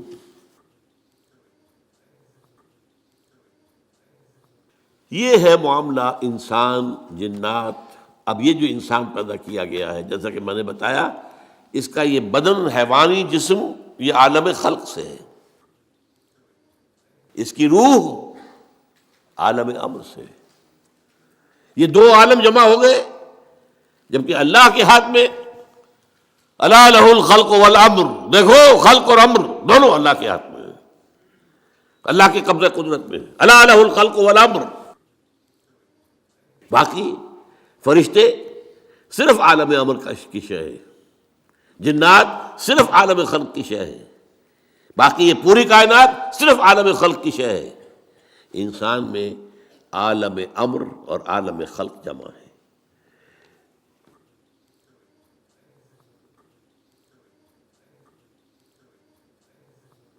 اب ہمیں آگے آنا ہے. یہ جو ہم نے ابھی سمجھا کہ انسان کی یہ زندگی جو ہے امتحانی زندگی ہے، اس کا نتیجہ نکلے گا قیامت کے دن، محاسبہ ہوگا. اب یہاں دیکھنے کی ضرورت یہ ہے کہ امتحان ہوتا ہے کچھ پڑھا کر سکھا کر. 1 سال تک آپ کو پڑھایا کہ اب امتحان دیجئے، کامیاب ہوں گے تو اگلے سال میں جائیں گے، ورنہ اسی میں پڑے رہیں. کبھی یہ کچھ چیز دے کر بھی آزماتے ہیں. آپ اپنے بچے کو کبھی 100 کا نوٹ دے کر دیکھیے کیا کرتا ہے وہ. اس سے آپ کو اس کے رجحانات کا اندازہ ہو جائے گا. ہو سکتا ہے وہ دوڑ کر جائے کتابوں کی دکان پر, کوئی رسالے کوئی کتابیں لے کر آئے. ہو سکتا ہے دوڑ جائے کوئی جو کھلونے لے آئے. یہ بھی ہو سکتا ہے کہ کھانے پینے کا کچھ سامان لے آئے. تو امتحان, اس ضیاء خانے میں تیرا امتحان ہے زندگی. یہ امتحان کن چیزوں میں ہے؟ دیکھیے, اس دنیا میں خیر و شر کے درمیان ایک کشاکش, ایک تصادم جاری ہے. ستیزہ کار رہا ہے ازل سے تا امروز, چراغ مصطفی سے شرار بولہبی, ازل سے تا امروز. اور یہ رہنا جاری ہے, قیامت تک رہنا ہے. ستیزہ کار رہا ہے ازل سے تا امروز, چراغ مصطفی سے شرار بولہبی. یہ جو کشاکش ہے اس کو ذرا نوٹ کیجئے. ایک چوسر, میرے اندر آپ کے اندر خیر کی طاقت بھی ہے اور شر کی بھی. میرا حیوانی وجود مجھے زمین کی طرف کھینچتا ہے, نیچے لے جانا چاہتا ہے. زمینی خواہشات, زمینی آرزوئیں, اس دنیا کے بارے میں امنگیں, دولت زیادہ ہو جائے, فلاں چیز زیادہ ہو جائے, کھاؤں اعلیٰ سے اعلیٰ, چٹخارے لوں, کئی ڈشز کے اوپر میرا جو ہے وہ ڈنر اور لنچ ہو, وغیرہ وغیرہ وغیرہ. یہ میرا نفس امارہ ہے جو مجھے کھینچ رہا ہے. یہ جو حیوانی ہمارے تقاضے ہیں, ظاہر بات ہے کہ یہ اندھے بہرے ہیں. انہیں تو اپنی سینشول گریٹیفیکیشن چاہیے, تسکین چاہیے, بس. انہیں اس سے غرض نہیں کہ حلال سے ہو, حرام سے ہو, جائز سے ہو, ناجائز سے ہو, کوئی غرض نہیں. یہ ہمارے اندر کا نفس ہے جس کو قرآن کہتا ہے ان النفس لامارۃ بالسوء. یہ نفس جو ہے یہ تو برائی کی طرف بلاتا ہی ہے. اس کے برعکس ہمارے اندر روح ہے, وہ ہمیں بلندی کی طرف لے جانا چاہتی ہے, اللہ کی طرف. عربی کا ایک قول ہے کل شیء یرجع الی اصلہ, ہر شے اپنے اصل کی طرف لوٹتی ہے. یہ جسد ہمارا کہاں سے آیا؟ زمین سے. نمبر 2, اس کی غذا کہاں سے آتی ہے؟ اسی زمین سے. گندم ہو, چاول ہو, جو ہو, کچھ ہو. یا آپ نے بکری کا گوشت کھایا ہے تو بکری نے گھاس پھوس پات جو کھایا وہ کہاں کا ہے؟ اور نمبر 3, یہ ہمیں نیچے ہی گھسیٹتی ہے, زمین کی طرف. روح کہاں سے آئی ہے؟ انا للہ و انا الیہ راجعون. لہذا اس روح کی توجہ کدھر ہے؟ اپنے مرکز کی طرف مائل پرواز تھا حسن. وہ اللہ کی طرف قرب چاہتی ہے. معنوی طور پر قرب حاصل ہے, عملاً قرب چاہتی ہے. یہ کشاکش ہے. اور یہ بھی نوٹ کر لیجیے اس روح کی غذا کہاں سے آئی ہے. اس روح کی غذا اللہ کا کلام ہے. یہ ہماری مادی وجود کے لیے مادی غذا, اور یہ روحانی وجود کے لیے روحانی غذا, اور وہ قرآن ہے. البتہ اس کے ساتھ کچھ خارج میں بھی طاقتیں موجود ہیں, شر کی بھی اور خیر کی بھی. خارج میں ابلیس لعین, وہ بڑا جن شیطان, جس کو جب اللہ تعالیٰ نے رادہ درگاہ کر دیا تو اس نے ڈٹ کر اعلان کیا کہ اللہ میں ثابت کر دوں گا, مجھے مہلت دے دے, مجھے قیامت تک کے لیے زندگی دے دے میری, میں ثابت کر دوں گا کہ آدم اس قابل نہیں تھا جو تو نے تمہارے کو دیا, اور اس کی میں اس ذریت کو تباہ کر کے چھوڑوں گا, برباد کر کے چھوڑوں گا, گمراہ کر کے چھوڑوں گا. وَلَن تَجِدَ أَكْثَرَهُمْ شَاكِرِينَ. اور دیکھ لو اللہ وقت آئے گا تو دیکھے گا کہ اس کے جو اولاد ہے اس کی اکثریت تیرے شکر گزار بندے نہیں ہوں گے. یہ چیلنج اس نے ابلیس نے دیا تھا. وہ اس کے اوپر ڈٹا ہوا ہے, اس کی ضروریت لشکر شیطانوں کے جنات میں سے. یہ غیر مرئی ہے, نظر نہیں آتے ہمیں. انہو یراکم من حیث لا ترونہم، وہ تو تمہیں وہاں سے تاکتے ہیں، دیکھتے ہیں، تم نہیں دیکھتے ہو، غیر مرئی ہے۔ اور چونکہ لطیف مادہ ہے، لطیف ہے، آگ سے بنا ہے نا، لطیف ہے۔ ان الشیطان یجری من الانسان مجری الدم، حضور نے فرمایا شیطان انسان کے وجود میں خون کی طرح سرایت کرتا ہے، گردش کرتا ہے۔ اور اس کے ساتھ ہی نوٹ کر دیجئے، ابلیس کے جو چیلے ہو جاتے ہیں انسانوں میں سے، وہ بھی اس کی پارٹی بن جاتے ہیں، حزب الشیطان۔ قرآن مجید میں سورہ مجادلہ میں ذکر ہے۔ اور آج جان لیجئے دنیا میں انسانوں میں شر کی سب سے بڑی قوت، ذہانت، فطانت اس پر ختم ہے، سازش کی صلاحیت اس پر ختم ہے، اور وہ ہے سب سے بڑے ایجنٹ اس وقت ابلیس لعین کے دنیا میں، اور وہ ہے یہودی۔ ان کی طرف جو رسول اللہ نے بھیجے تھے حضرت عیسیٰ، جب ان کے جان کے درپے ہو گئے، قتل کرنے پر تل گئے، یہاں تک کہ اپنے بس پڑتے تو سولی پر چڑھوا دیا۔ یہ دوسری بات ہے اللہ نے کیا کیا، وہ ایک علیحدہ مسئلہ ہے۔ اللہ نے انہیں آسمان پر اٹھایا، اور ایک اور شخص جو ہے جس کے بارے میں گمان یہی ہے، اور صحیح ہے یہ گمان، کہ جس شخص نے ان کے حواریین میں سے دھوکہ دے کر گرفتار کروایا تھا، اسی کی شکل بنا دی گئی حضرت مسیح کی، ولیکن شبہ لہم، اس کے اندر جو ہے شبیہ پیدا کر دی گئی حضرت عیسیٰ علیہ السلام کی، اور وہ سولی چڑھنا چاہیے تھا اسے، وہ تو he deserved it۔ لیکن بہرحال وہ چونکہ یہودی طے کر کے اور اپنے بس پڑتے چڑھا دیا انہوں نے سولی پر، اس وقت سے وہ اللہ تعالیٰ کے ہاں سے مغضوب علیہم، ملعون، مردود، یہ قرار پا چکے۔ اور اس کے بعد سے میں نے جیسے کہ کہا نہایت ذہین قوم، قرآن میں ایک جگہ آیا ہے اخترناہ علی علم عندنا، ہم نے اپنے علم کی بنیاد پر چنا تھا انہیں۔ اور دو جگہ قرآن مجید میں سورہ بقرہ ہی میں ہے، 6 رکوع کی پہلی آیت اور 15 رکوع کی پہلی آیت، یا بنی اسرائیل اذکروا نعمتی التی انعمت علیکم وانی فضلتکم علی العالمین، میں نے تمہیں تمام جہانوں پر فضیلت دی تھی۔ لیکن اللہ کا قانون کیا ہے، جس قوم کی طرف رسول بھیجا جائے، اگر وہ قوم بحیثیت مجموعی اس کا انکار کر دے اور اس کی جان کے درپے ہو جائے تو اس پر عذاب آتا رہا ہے، آخری عذاب، ہلاکت والا عذاب، عذاب استیصال، جیسے کہ حضرت ابراہیم، حضرت نوح علیہ السلام کی قوم غرق کی گئی، حضرت موسیٰ کے دور میں جو فرعون اور اس کا لاؤ لشکر غرق کیے گئے۔ اسی طریقے سے آپ کو معلوم ہے قوم ہود اور قوم صالح اور قوم شعیب، یہی ان کا انجام ہونا تھا، لیکن اللہ کی حکمت کچھ اور ہے، وہ ایک علیحدہ ایشو ہے۔ ان کو ابھی اس سزا سے بچا کر، لیکن دنیا میں ضربت علیہم الذلۃ والمسکنۃ وباؤوا بغضب من اللہ، اور ان کو مردود اور ملعون اور مغضوب علیہ بنا دیا گیا۔ یہ ہے اس وقت دنیا میں ابلیس کے سب سے بڑے چیلے چانٹے، اور جیسا کہ میں نے عرض کیا ہے ان کی صلاحیت مسلم ہے۔ آج کے اس دجالی دور میں زیادہ سے زیادہ سائنسدان بڑے جو ہیں یہودی ہیں، بڑے بڑے دجالی فکر کو جو لوگ لے کے سامنے آئے ہیں، جنہوں نے اللہ سے اور دین سے اور روحانیت سے انسان کو ہٹا دیا ہے، سب یہودی ہیں۔ لینن یہودی تھا، اسٹالن یہودی تھا، یہ سب یہودی۔ ان کے اندر صلاحیت ہے، لیکن اب وہ ایول جینیس کے طور پر استعمال ہو رہی ہے۔ صلاحیت غلط روح پڑ جائے گی تو کیا ہوگا، جو کچھ کر رہے ہیں آج۔ بہرحال دوسری طرف خیر کی طاقت ہے، وہ کون ہے؟ وہ انبیاء ہیں، نبی ہیں، ان کے پیروکار ہیں، ان کے نقش قدم پر چلنے والے ہیں، اور ملائکہ بھی ہیں۔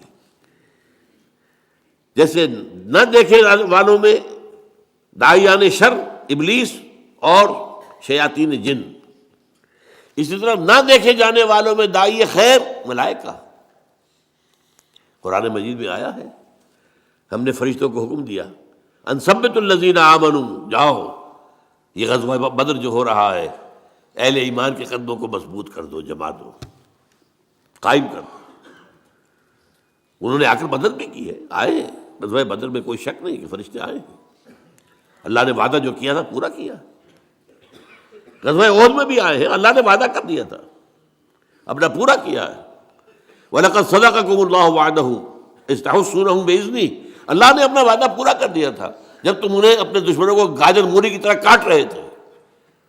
حتیٰ اذا فشلتم وتنازعتم فی الامر، لیکن جب تم ڈھیلے پڑے تم نے اور امر کے معاملے میں آپس میں جھگڑا کیا، حضور کے حکم کی خلاف ورزی کی، پھر اللہ نے پاسا پلٹ دیا. تو جو نوٹ کیجئے خیر اور شر، میرے اندر بھی ایک بہت بڑا میدان کارزار ہے خیر و شر کا. میرا نفس ہے جو مجھے نیچے کھینچ رہا ہے، زمینی خواہشات، سینشول گریٹیفیکیشنز. ایک میری روح ہے جو مجھے اوپر لے جانا چاہتی ہے، اللہ کے ساتھ مجھے جوڑنا چاہتی ہے، اللہ کے ساتھ تعلق قائم کرنا چاہتی ہے. یہ ہے میرے اندر.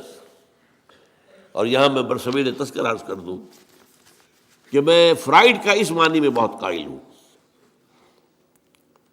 فرائیڈ نے بھی 3 لیولز متعین کیے ہیں انسان کی معنوی شخصیت.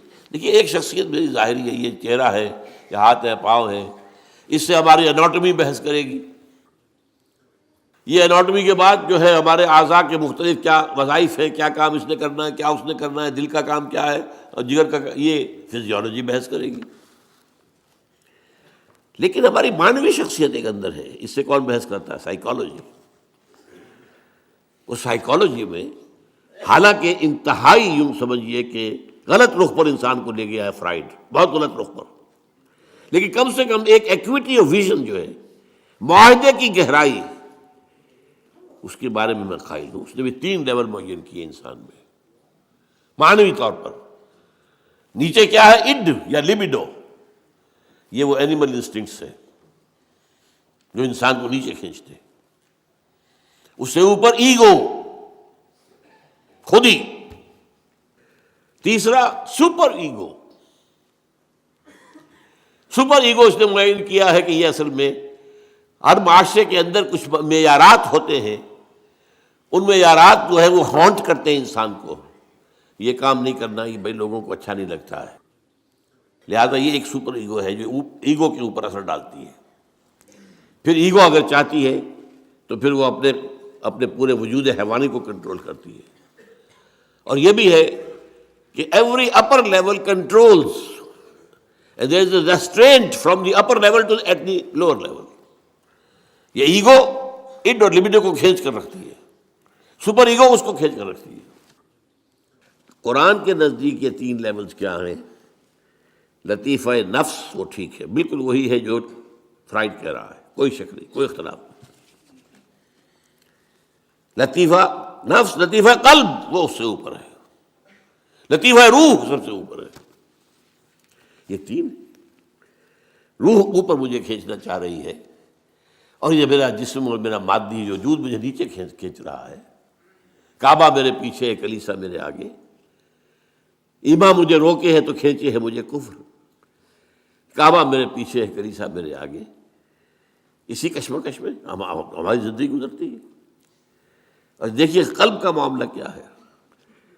یہ جو جسمانی قلب ہے ہمارے اندر، اس کو بھی چین نہیں ہے، ہر وقت حرکت میں ہے، ہر وقت، اور بدل رہا ہے، سکڑ رہا ہے، پھیل رہا ہے، سکڑ رہا ہے، پھیل رہا ہے، سکڑ رہا ہے، پھیل رہا ہے. اسی طریقے سے یہ مانوی قلب جو ہے، اس کا بھی کبھی رخ ہو جاتا ہے روح کی طرف تو پورا وجود روحانی ہو جاتا ہے، اس لیے کہ قلب حاکم ہے. مبدأ ارادہ قلب ہے. جب یہ روح کی طرف رخ ہو جائے، آئینہ ہے جیسے کہ آئینہ ادھر ہو گیا تو وہ سارا ریفلیکٹ کرے گا، روح کے جو اثرات ہیں، انوار و برکات، وہ پورے وجود پر چھا جائیں گے. اور اگر قلب کا رخ ہو گیا ہے نفس امارہ کی طرف تو پوری انسانی شخصیت حیوانیت، بلکہ ہو سکتا ہے بربریت، اس کے اوپر اترا ہے. یہ ہے قلب، ادھر یا ادھر. اسی لیے اس سے اوپر جو شے ہے وہ اللہ تعالیٰ کا ایک حکم اور اس کی مشیت ہوتی ہے. حضور نے فرمایا ہے کہ تمام انسانوں کے دل اللہ کی 2 انگلیوں کے مابین ہیں، وہ جدھر چاہتا ہے پھیر دیتا ہے.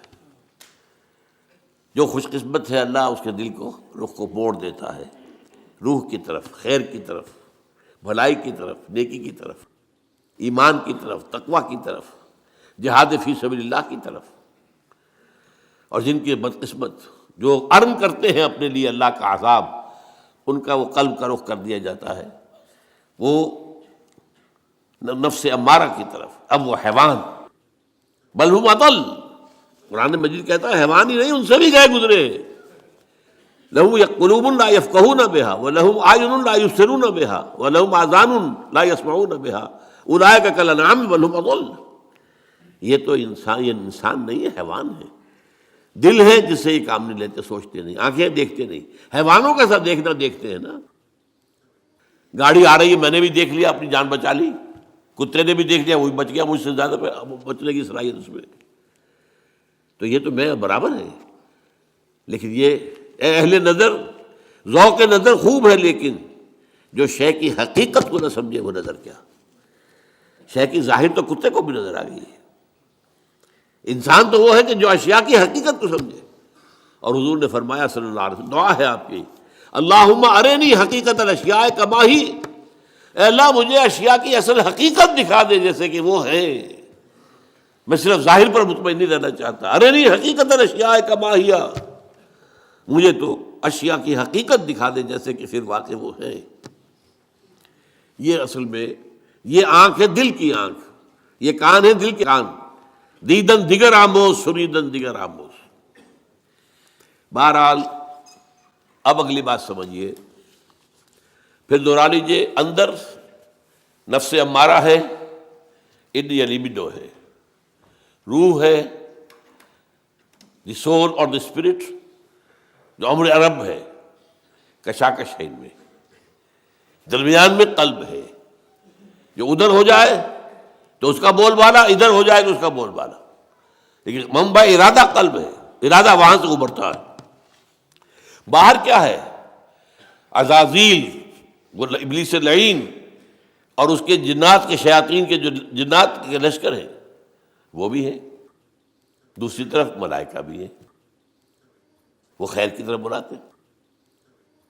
دوسری طرف اس کے بھی انسانوں کے اندر مرید ہے، ایجنٹ ہے، چیلے چانٹے ہیں. آج یہود سب سے بڑے ہیں، اور یہود کے اعلی کار واسپ ہیں، دی وائسٹ اینگلو سیکسن پروٹیسٹنٹس.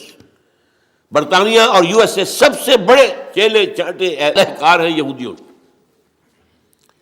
چنانچہ برطانیہ نے انہیں فلسطین میں دوبارہ آباد ہونے کی اجازت دی ہے 1917 میں بالفور ڈکلریشن کے ذریعے سے، اور امریکہ نے انہیں ریاست بنا کر دے دی ہے 1948 میں یونائٹڈ نیشن کے ذریعے سے. لیکن دوسری طرف انبیاء کے پیروکار بھی ہیں، جو انبیاء کے نقش قدم پر چلتے ہوئے لوگوں کو خیر کی طرف بلاتے ہیں، بھلائی کی دعوت دیتے ہیں. یہ مرئی ہے، جیسے یہودی نظر آ رہے ہیں مرئی ہے جو شیطان کا لشکر ہے، ایسے ہی انبیاء کے پیروکار، ان کے نقش قدم پر چلنے والے، نصیحت کرنے والے، خیر کی طرف بلانے والے موجود ہیں. اب ایک بات، یہ داعیان شر یا داعیان خیر جو خارج میں ہے، ان میں سے کسی کو انسان پر اختیار حاصل نہیں ہے. وہ دعوت دے سکتے ہیں، وہ بہلا پھسلا کر، سمجھا کر، اچھے دائی ہیں وہ تبلیغ کے ذریعے سے، تلقین کے ذریعے سے، نصیحت کے ذریعے سے، تعلیم کے ذریعے سے. جو برائی کی طرف بلانے والے ہیں وہ تحریض سے، ترغیب سے دنیا کو مزین کر کے دکھا دیں گے. لَأُزَيِّنَنَّ لَهُمْ فِي الْأَرْضِ، یہ شیطان نے کہا تھا اللہ تعالیٰ سے، سورہ ہجر میں ہے، میں پوری زمین ان کے لیے مزین کر دوں گا. یہ اسی زمین کی دنیا اور دنیا کی زندگی ہی کے عاشق بن جائیں گے. اسی لیے کہا سورہ کہف کے اندر، اِنَّا جَعَلْنَا مَا عَلَى الْأَرْضِ زِینَةً لَهَا لِنَبْلُوَهُمْ أَيُّهُمْ أَحْسَنُ عَمَلًا. ہم نے زمین کے اوپر جو کچھ ہے اسے اس کا سنگھار بنا دیا ہے، حسن، خوبی، یہ زیورات ہیں زمین کے. انسان اسی کے حسن کا مطالعہ ہو کر رہ گیا، ہمیں بھول گیا. یہ سب ہم نے کیوں کیا تھا؟ اِنَّا جَعَلْنَا مَا عَلَى الْأَرْضِ زِینَةً لَهَا لِنَبْلُوَهُمْ أَيُّهُمْ أَحْسَنُ عَمَلًا. رخ روشن کے آگے شمع رکھ کر وہ یہ کہتے ہیں ادھر جاتا ہے دیکھیں یا ادھر پروانہ آتا ہے. امتحان تو یہی تھا، ہماری طرف آتا ہے یا دنیا کی طرف جاتا ہے. یہ اصل میں وہ امتحان ہے. لیکن جیسا کہ میں نے کہا کسی ابلیس کو بھی یہ اختیار نہیں ہے کہ آپ کو زبردستی غلط راستے پر لے جائے. وہ آپ کے سامنے دنیا کو خوشنما بنا دے گا، بدی کو خوشنما بنا کر پیش کرے گا، نیکی کی شکل دے دے گا، اس کے لیے بڑے اچھے الفاظ استعمال کر دے گا.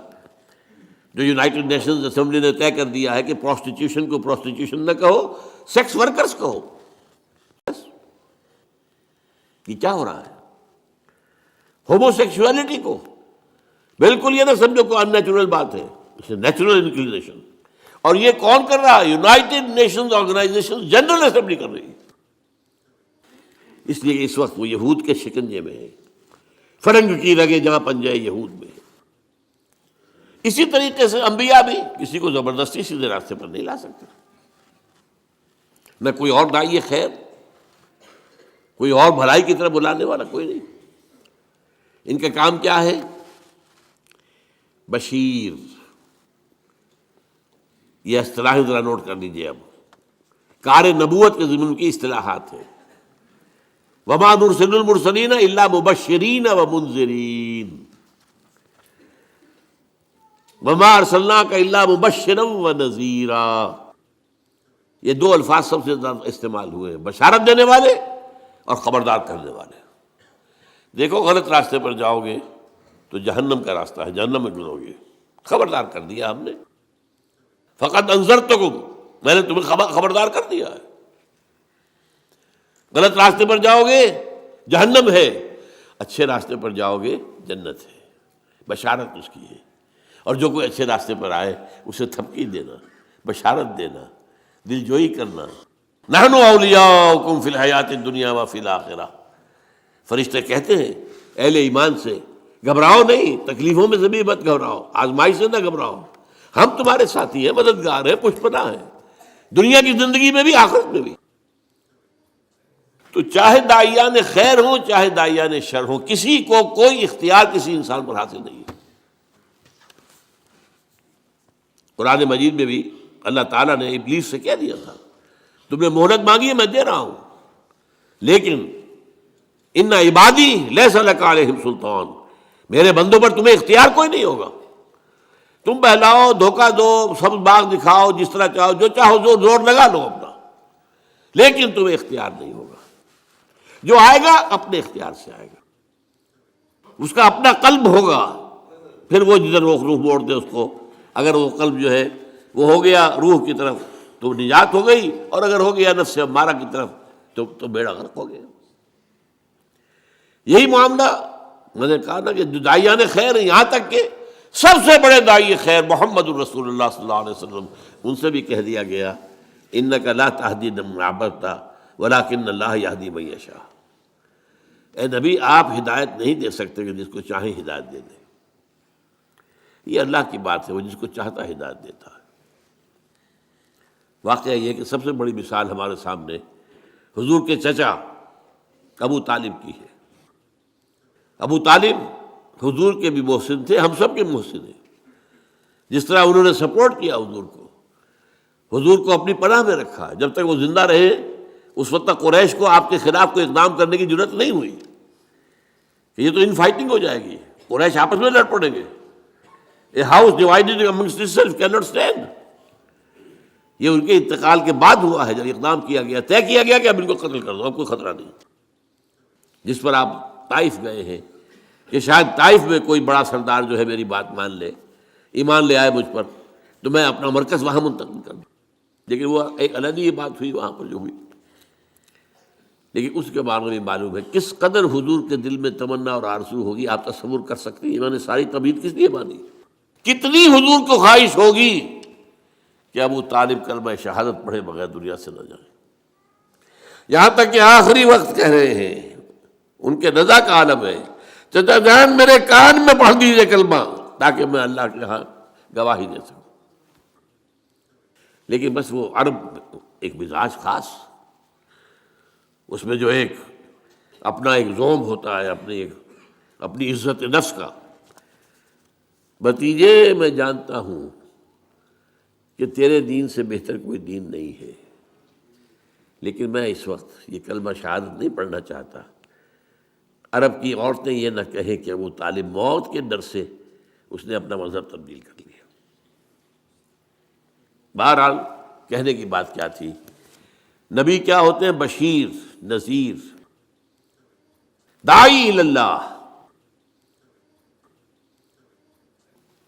اپنی جگہ پر روشنی کا مینارہ، سراجا منیرا، معلم، مربی، مزکی، یہ ساری کیفیات جو ہے انبیاء کے ساتھ ہیں۔ اور نبیوں کے نقش قدم پر چل کر جو لوگ خدمت خلق کریں، لوگوں کو صحیح راستے پر لائے، ان کے لیے بھی یہی الفاظ ہوں گے۔ تمام سابقہ انبیاء کے لیے بھی یہی الفاظ تھے، وما نرسل المرسلین الا مبشرین ومنذرین وما ارسلناک الا مبشرا ونذیرا، بشیر، نذیر۔ اچھا، اس میں ایک اور اصطلاح آ گئی، اس انذار، تبشیر، تبلیغ، تعلیم، نصیحت، اس کے نتیجے میں جو بات قائم ہوگی اس کے لیے ایک لفظ ہے شاہد۔ شاہدن علیکم، علی آتا ہے عربی زبان میں مخالفت کے لیے،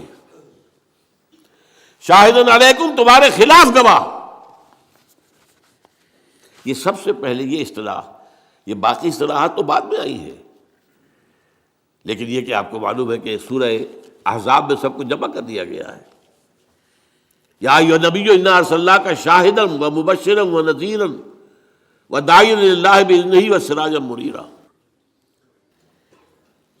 لیکن سب سے پہلے سورہ مزمل میں لفظ آ گیا، مزمل بہت شروع کی صورت ہے، انا ارسلنا الیکم رسولا شاہدا علیکم کما ارسلنا الی فرعون رسولا فعصى فرعون رسولا فاخذناه اخذا وبیلا فکیف تتقون ان کفرتم یوما یجعل الولدان شیبا السماء منفطر به کان وعده مفعولا۔ ہم نے دیکھو بھیج دیا ہے تمہاری طرف اپنا ایک رسول جو تم پر گواہ بن کر آیا تمہارے خلاف۔ یہ خلاف کا لفظ کیوں آیا یہاں پر نوٹ کیجئے۔ شہید کے معنی ہے گواہ، بلکہ لفظی معنی اصل میں کیا ہے؟ جو شخص موجود ہو، شاہد، غائب، شاہد، شاہد و غائب، شاہد۔ لیکن اس کے پھر دو معنی اس میں اضافی طور پر پیدا ہوئے۔ جو کسی موقع پر موجود ہوگا وہی صحیح گواہ بھی ہے، تو شاہد گواہ بھی ہے۔ جو کوئی موقع پر ہوگا وہ آپ کی مدد بھی کر سکتا ہے، ورنہ آپ کا چاہے گہرا ہی دوست ہے، وہ آپ ہے ہی نہیں تو کیا مدد کرے گا، تو اس سے مددگار بھی ہو گیا۔ لَکَفَىٰ بِاللَّهِ شَهِیدًا، اللہ کافی ہے آپ کی مدد کے لیے۔ اب شہادت گواہی کے معنی میں آتا ہے تو اس کے دو رخ ہیں۔ ہر مقدمے میں ایک مدعی ہے، ایک مدعا علیہ ہے۔ اگر آپ کی گواہی مدعی کے حق میں جا رہی ہے تو اس کے لیے لام آئے گا، شہدہ لہو، اس کے حق میں گواہی دی۔ اور اگر اس کے خلاف جا رہی ہے تو شہدہ علیہ۔ یہ لام اور علا کا جو فرق ہے اس کو اچھی طرح ایک اور حدیث کے حوالے سے یاد کر لیجئے۔ حضور نے فرمایا القرآن حجت لک او علیک، یہ قرآن یا تو حجت ہے تمہارے حق میں یا تمہارے خلاف۔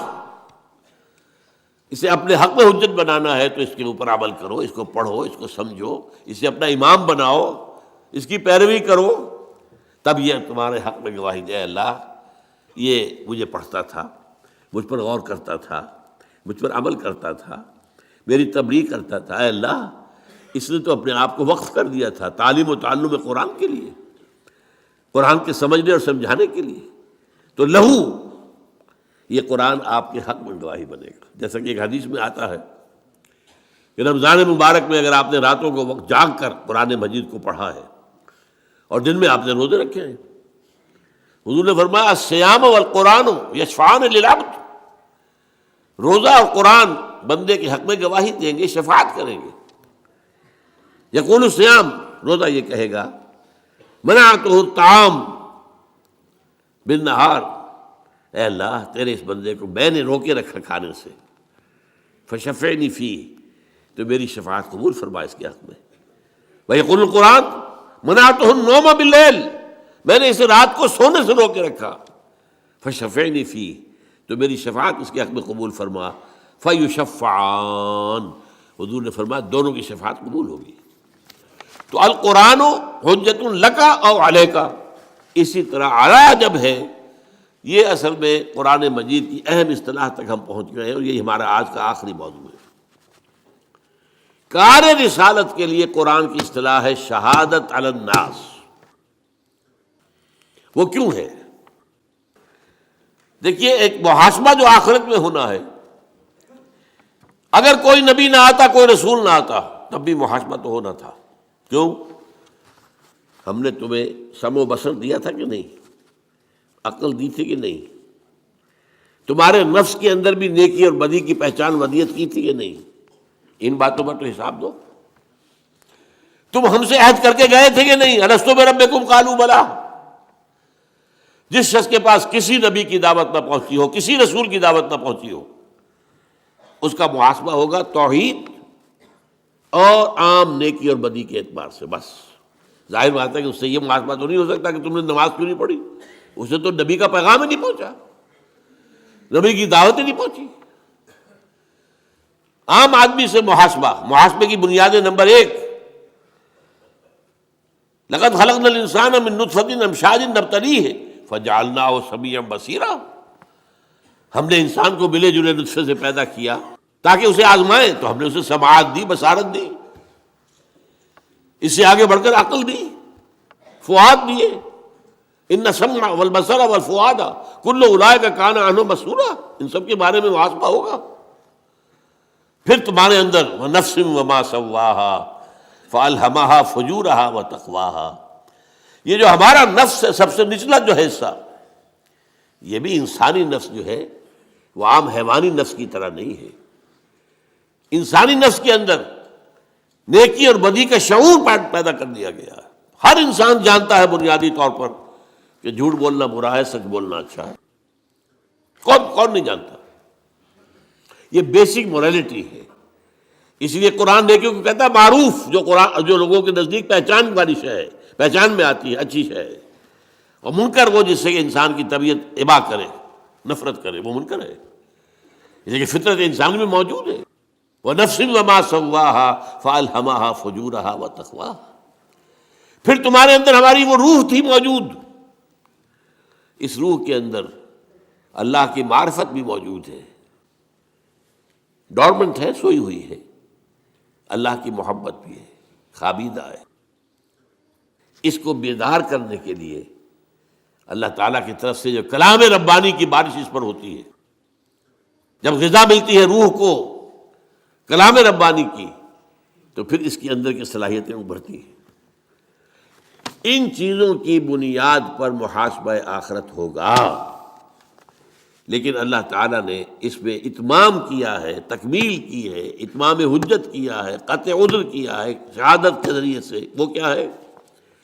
نبیوں کے بھیجنے کا سلسلہ، کتابوں کے بھیجنے کا سلسلہ، وحی کے بھیجنے کا سلسلہ۔ نبی خیر کی دعوت دیتے رہیں گے، بدی سے روکتے رہیں گے، خیر کو اجاگر کریں گے، بدی کی بھی پہچان اور بڑھا دیں گے تمہارے اندر۔ یہ کام گویا کہ امتحان آسان ہو گیا، یہ میڈ ایزی والی سیریز سمجھیے۔ نہ آتی نبوت تب بھی امتحان تھا، خلق الموت والحیات لیبلوکم ایکم احسن عملا۔ اور ہو سکتا ہے کہ کوئی انسان، بہت انسان ایسے دنیا میں رہے ہوں جن کے پاس کسی نبی اور کسی رسول کا پیغام پہنچا ہی نہ ہو، تو ان کا بھی محاسبہ تو ہوگا۔ وہ جو انہیں سمع و بصر کی صلاحیت دی، عقل و خرد کی صلاحیت دی، نیکی بدی کی پہچان دی، روح کے اندر اپنی معرفت رکھی، روح کے اندر اپنی محبت رکھی، ان 5 چیزوں کی بنیاد پر every human being is responsible accountable on the day of judgment. لیکن جب نبی آ گئے، ان کے اندر مکمل انسانیت کی ایک سیرت اور صورت بھی نظر آ گئی، اس اخلاق کا پیکر، اس سیرت و کردار کا مجسمہ بھی سب سامنے آ گیا، وحی کی دعوت بھی سامنے آ گئی۔ اس نے جو ہے روح کے اندر جو چیزیں چھپی ہوئی دبی ہوئی تھی انہیں اجاگر کیا۔ اس سے گویا کہ اب 2 کام ہو گئے، یہاں حق کو پہچاننا آسان، حق پر چلنا آسان، لیکن آخرت میں یہی نبی کھڑے ہوں گے، رسول کھڑے ہوں گے، گواہی دیں گے، اے اللہ ہم نے ان تک تیرا پیغام پہنچا دیا تھا۔ Now they are responsible۔ They are accountable, یہ جواب دہ ہیں. اب یہ نہیں کہہ سکتے کہ انہیں پیغام پہنچا ہی نہیں. دیکھیے اس بات کو سمجھیے، اگر کسی ایسی شے پر مواخذہ کیا جائے جس کے ان تک بات پہنچی ہی نہیں ہو تو وہ تو حجت ہو جائے گی لوگوں کے پاس. اللہ کیسے، ہمیں تو یہ بات پہنچائی نہیں گئی، ہاؤ کم، آج ہم سے جواب طلبی کیسے ہو رہی ہے. بلکہ اس میں آگے بڑھ کر میں بات بتا رہا ہوں.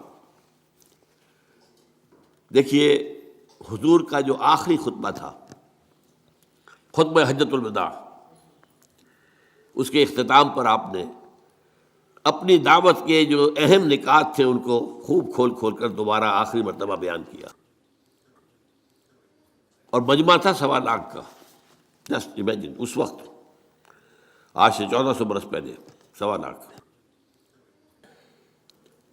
اور حضور ایک ایک لفظ 3 مرتبہ بول رہے تھے. لاؤڈ اسپیکر تو تھا نہیں. کچھ لوگ ادھر کھڑے ہیں، اس سے آگے لوگ کھڑے ہیں، تو آپ نے ادھر رخ کر کے کہا، اس نے آگے بولا، اس نے اس سے آگے بولا، تو 1 لاکھ تک پہنچایا. اس طریقے سے 3 دفعہ. پھر سامنے آپ نے رخ کر کے وہی بات کہی، پھر بائیں طرف رخ کر کے وہی بات کہی. جب آپ کا خطبہ ختم ہو گیا تو آپ نے ایک سوال کیا، الا هل بلغت، لوگوں میں نے پہنچا دیا یا نہیں؟ اور حیرت ہوتی ہے کہ اس کے جواب میں صحابہ نے 4 باتیں کہی. عام طور پر صحابہ کا جو انداز ہوتا تھا، حضور جب پوچھتے تھے کوئی سوال تو عام طور پر کہتے تھے اللہ و رسولہ عالم. یہ جو چنبلے قسم کے شاگرد ہوتے ہیں، کبھی جو اساتذہ کے اوپر بھی اپنا روب گانٹنا چاہتے ہیں، تو وہ تو جھٹ بولیں گے اپنی، تاکہ ذہانت کا ثبوت ہو جائے. لیکن حضور کے وہ شاگرد بہت مؤدب لوگ تھے، اللہ و رسولہ عالم. پھر آپ دوبارہ پوچھتے تھے تو پھر جیسی بات بھی ذہن میں آئی کہہ دیتے تھے. آپ نے سوال کیا اتدرون من المفلس، کون ہے تمہارے خیال میں مفلس کون ہے؟ اللہ و رسولہ عالم. آپ نے پھر دوبارہ پوچھا، پھر بتایا المفلس عندنا من لا درہم لہ ولا دینار. مفلس تو ہم اسی کو سمجھتے ہیں جس کے پاس درہم نہیں، دینار نہیں. پھر آپ نے اپنی بات بتائی، وہ میں اس وقت نہیں بیان کر رہا. تو میں یہ کہہ رہا تھا کہ عام طور پر صحابہ کا جواب ہوتا تھا اللہ و رسولہ عالم. یہاں وہ بھی سمجھ گئے تھے کہ یہ حضور یہ کیوں پوچھ رہے. ایک رسپانسبلٹی تھی جو آئی تھی، جس کو سورہ مزمل میں کہا تھا انا سنلقی علیک قولا ثقیلا، ہم آپ پر ایک بڑا بھاری بوجھ ڈالنے والے ہیں. وہ کندھوں پر آیا تھا، جس کے لیے تنبیہ بھی آ گئی سورہ مائدہ میں، یا ایھا الرسول بلغ ما انزل الیک من ربک وان لم تفعل فما بلغت رسالتہ. اے رسول پہنچا دو جو کچھ بھی نازل ہوا ہے آپ پر آپ کے رب کی طرف سے، اور اگر ایسا نہ کیا تو رسالت کا حق ادا نہیں ہوگا. آپ دیکھتے ہیں قرآن مجید میں وہ آیات بھی ہم پڑھتے ہیں جن میں بظاہر حضور سے کچھ اظہار ناراضگی اللہ نے کیا ہے، اظہار خفگی کیا ہے، یا کسی چیز پر روکا ہے ٹوکا. میں زیادہ سخت لفظ نہیں بولنا چاہتا، حالانکہ الفاظ بڑے سخت ہیں. یا ایھا النبی لم تحرم ما احل اللہ لک تبتغی مرضات ازواجک. اے نبی کیوں حرام ٹھہرا رہے ہو اپنے اوپر وہ شے جو اللہ نے حلال کی ہے اپنی بیویوں کی رضا جوئی کے لیے؟ کتنی سخت بات ہے. عبس وتولی ان جاءہ الاعمی وما یدریک لعلہ یزکیٰ. ایک پیر صاحب ہیں ملتان کے، انہوں نے مجھے باقاعدہ پیغام بھیجا کہ آپ جب یہ آیتیں پڑھا کریں ترجمہ نہ کیا کریں. میں حیران ہوا کہ قرآن مجید کی آیات ہے، جب ہمیں پڑھنے کے حکم ہے ہم تو اس میں سے کسی چیز کو نہیں، آیات پڑھ دیا کریں ترجمہ نہ کیا کرتے، اس لیے کہ اس میں حضور کی توہین آتی ہے. تو میں سمجھتا ہوں کہ جتنا بھی آدمی ادب سے بات کر سکے، لیکن ہمیں یہ قرآن مجید جیسا کہ حضور نے پہنچا دیا ہمیں، تو ہم اس میں سے کوئی کمی بیشی کرنے والے کون ہیں؟ عبداللہ ابن ام مکتوم رضی اللہ تعالیٰ عنہ اندھے تھے، وہ حضور کی خدمت میں حاضر ہوئے. اس وقت حضور کے پاس سرداران قریش کی ایک جماعت جمع تھی، گفتگو ہو رہی تھی. اب یہ بیچارے نابینا، انہیں کیا پتہ کون لوگ جمع، یہ بار بار دخل دے رہے ہیں حضور کو اپنی طرف متوجہ کرنا چاہ رہے ہیں. حضور کو ناگوار گزرا، آپ کے ماتھے پر بل پڑ گئے. عبس وتولی، اس نے تیوری چڑھا لی، ماتھے پر بل پڑ گئے. ان جاءہ الاعمی، اس لیے کہ اس کے پاس ایک اندھا آیا تھا. وما یدریک لعلہ یزکیٰ، تمہیں کیا پتہ شاید کہ وہ تزکیہ اختیار کرتا اور یذکر فتنفعہ الذکریٰ، یا اسے نصیحت مل جاتی آپ کی گفتگو سے اور وہ نصیحت اسے مفید ہوتی۔ اما من استغنا فانت لہ تصدیٰ، جو استغنا کرتے ہیں، ابا کرتے ہیں، پیٹھ موڑتے ہیں، آپ ان کے پیچھے لگے ہوئے، ان کے پیچھے پڑے ہوئے۔ وما علیک اللہ یزکیٰ، اگر وہ نہیں تزکیہ اختیار کر رہے تو آپ پر کوئی الزام نہیں ہے۔ وَأَمَّا مَنْ جَاءَكَ يَسْعَىٰ وَهُوَ يَخْشَىٰ فَأَنْتَ عَنْهُ تَلَهَّىٰ، اور جو آیا ہے چل کر وہ تو چاہتا تزکیہ حاصل کرنا، ان کی طرف سے آپ عدم توجہ فرما رہے ہیں۔ یہ بھی ہمیں پہنچا دیا کہ نہیں، بلغ ما انزل الیک من ربک وَإِن لَّم تَفْعَلْ فَمَا بَلَّغْتَ رِسَالَتَهُ۔ اب یہ جو بوجھ تھا اس کی ذمہ داری کا حضور کو معاملہ معلوم تھا، اس لیے کہ سورہ اعراف میں یہ آیت آ چکی تھی، نوٹ کیجئے، آیت نمبر 6 ہے، فَلَنَسْأَلَنَّ الَّذِينَ أُرْسِلَ إِلَيْهِمْ وَلَنَسْأَلَنَّ الْمُرْسَلِينَ، ہم لازماً پوچھ کر رہیں گے ان سے بھی جن کی طرف رسولوں کو بھیجا، اور ان سے بھی جنہیں رسول بنا کر بھیجا۔ تو آپ نے یہ جو کیا کیوں؟ الا هل بلغت انا نشهد انك بلغت رسالتا واديت الامانه وكشفت الغمه ونصحت الامه۔ 4 بات حضور ہم گواہ ہیں، آپ نے حق رسالت ادا کر دیا، حق امانت ادا کر دیا۔ یہ قرآن آپ کے پاس امانت تھا، ہمارے لیے اللہ نے بھیجا تھا نا، آپ کے ذمہ تھا ہمیں پہنچانا، آپ نے پہنچا دیا۔ آپ نے ہماری خیر خواہی کا حق ادا کر دیا، اور آپ نے گمراہیوں کے بادل چھانٹ دیے۔ 3 مرتبہ سوال کیا آپ، الا هل بلغت انا نشهد انك قد بلغت الرسالة واديت الامانة ونصحت الامة وكشفت الغمة۔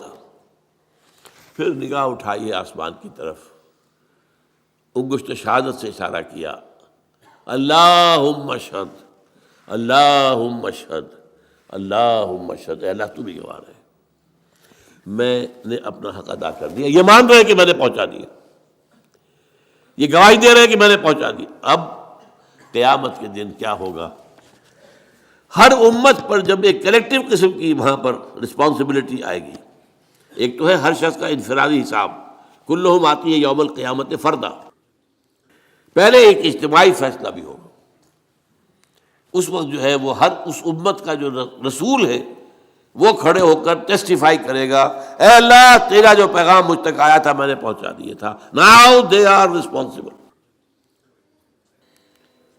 یہ ہے وہ معاملہ جو قیامت میں ہوگا، اور سورہ نساء کی 41ویں آیت میں اس کا نقشہ کھینچا گیا ہے۔ اور روایت آتی ہے کہ حضور نے ایک مرتبہ عبداللہ ابن مسعود رضی اللہ تعالیٰ عنہ سے کہا کہ مجھے کچھ قرآن سناؤ۔ انہوں نے عرض کیا حضور آپ کو سناؤں، آپ پر تو نازل ہوا ہے قرآن۔ فرمایا نہیں، مجھے کچھ کسی دوسرے سے سن کر کچھ اور ہی لذت محسوس ہوتی ہے۔ تعمیل امر میں حضرت عبداللہ ابن مسعود نے سورہ نساء کی قرأت شروع کی۔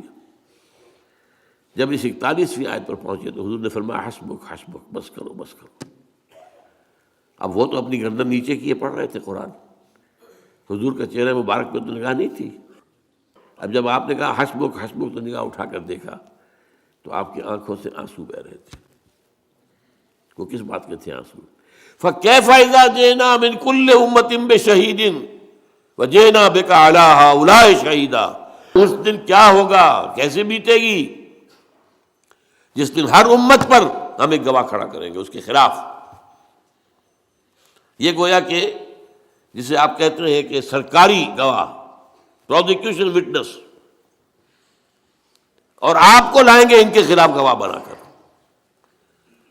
رسول کہے گا میں نے پہنچا دیا تھا، یہ جانے، لیکن آپ نے جب دیکھا کہ مجھے اپنی قوم کے خلاف گواہی دینی ہوگی، قوم تو اپنی تھی نا آخر، تو آپ کی آنکھوں میں آنسو آ گئے۔